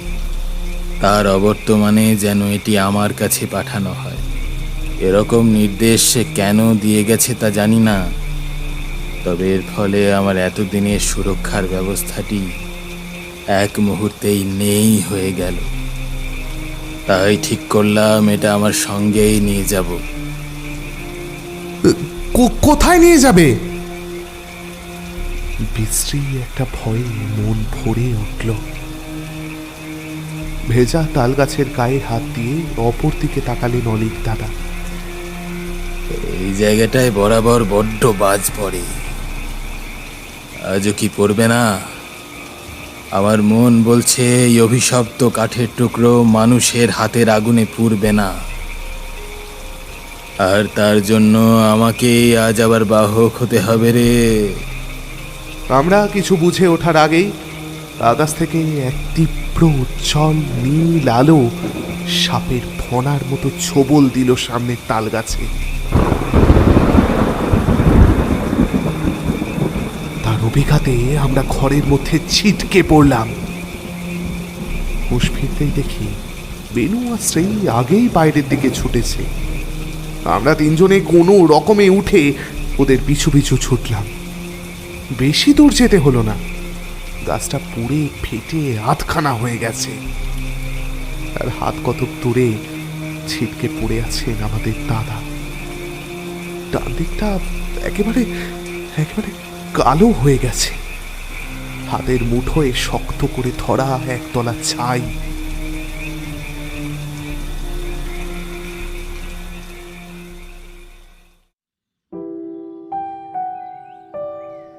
না, সেই যাত্রা বেঁচে গিয়েছিল অলিক দাদা, যদিও ডান দিকটা আর কাজ করতে পারে না। তবে বজ্রাঘাত হয়েও বেঁচে থাকাটাই একটা মহা আশ্চর্যের ঘটনা। আমাদের খুশির সীমা ছিল না। প্রিয় মানুষকে হারিয়ে পাওয়ার সৌভাগ্য কতজনের হয় বলুন তো? তবে মাসখানেক কোমায় থেকে অলিক দাদা যখন ফিরলেন, তখন তার আচার আচরণ সব অন্যরকম হয়ে গেল। অদ্ভুত অদ্ভুত সব গল্প বলতেন, কেমন করে তাকিয়ে থাকতেন। আর প্রথম যেদিন হাসপাতাল থেকে ফিরলেন, বাড়ি ফিরেই সোজা সেই পোড়া তালগাছের তলায় হাজির হলেন। মাটিতেও পোড়া দাগ ছিল। সেখানে হাতড়ে হাতড়ে ঠিক একটা টেরা বেঁকা গাছের ডাল কুড়িয়ে এনে নিজের ড্রয়ারের মধ্যে রাখলেন। হ্যাঁ রে, এটা সেই কুটুম কাটামটা না? আবেশ শুধিয়েছিল বটে, তবে আমি জিনিসটাকে ওই অত মৃত্যুর মধ্যে অত দূর থেকে দেখে ঠিক চিনতে পারলাম না। হতেও পারে, হলেই বা কি? অলিক দাদার গল্পটা কি সত্যি নাকি? সে যতই দাদাকে আজকাল ফ্ল্যাটের চারদিকে গাছ লাগানোর নেশায় পেয়ে থাকুক, আজকাল দাদার ঘরে আরও গল্পের আড্ডা জমে। আশ্চর্য সেসব গল্প, তবে সব রাতের বেলায়। দিনের বেলা দাদা আজকাল আর বেরোন না। আবেশ ওর জানালার ভাঙা পাল্লাটা ঠিক করাতে মিস্ত্রি নিয়ে গিয়ে দুপুরবেলা ডেকে ডেকেও দরজা খোলাতে পারেনি। এদিকে আগামী শুক্রবার আমার ছেলের প্রথম জন্মদিন। সেই বলেই দিয়েছে ছেলের নামে আমাদের দেশের বাড়িতে একটা গাছ পুঁতবে। সুবিধেই হয়েছে অবশ্য। অলিক দাদা নিজের বানানো একটা সেগুন গাছের চারা দিয়েছেন। টেরা বেঁকা হলেও দিব্যি সতেজ। শুক্রবার দেশের বাড়িতে গিয়ে 3 জনে গাছ বসানো যাবে। বেশ ভালো না?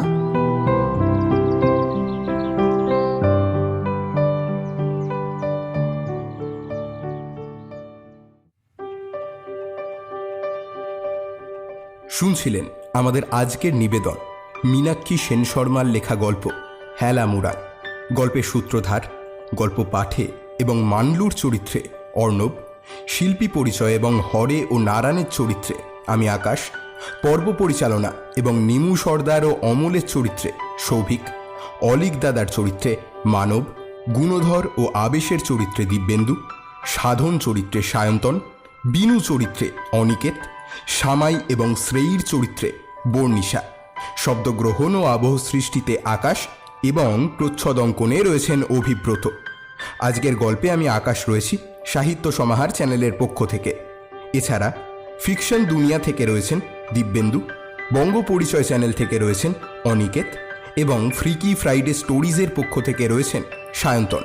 অসংখ্য ধন্যবাদ সকলকে আমাদের সঙ্গে থাকার জন্য। সকলের চ্যানেলের লিংক দেওয়া রইল আমাদের ডেসক্রিপশন বক্সে। অতি অবশ্যই সাবস্ক্রাইব করতে ভুলবেন না। আমাদের সঙ্গে যোগাযোগের মাধ্যমগুলি সম্বন্ধে যাবতীয় তথ্যও আপনারা পাবেন ডেসক্রিপশনে। আমাদের আজকের নিবেদন সম্পর্কে আপনাদের মতামত জানার জন্য আমরা অধীর আগ্রহে অপেক্ষারত। তাহলে আজকের মতো বিদায়। খুব তাড়াতাড়ি আরও একটি রোমাঞ্চকর গল্প নিয়ে ফিরে আসবো আমরা। Till then please do care to stay tuned. ধন্যবাদ।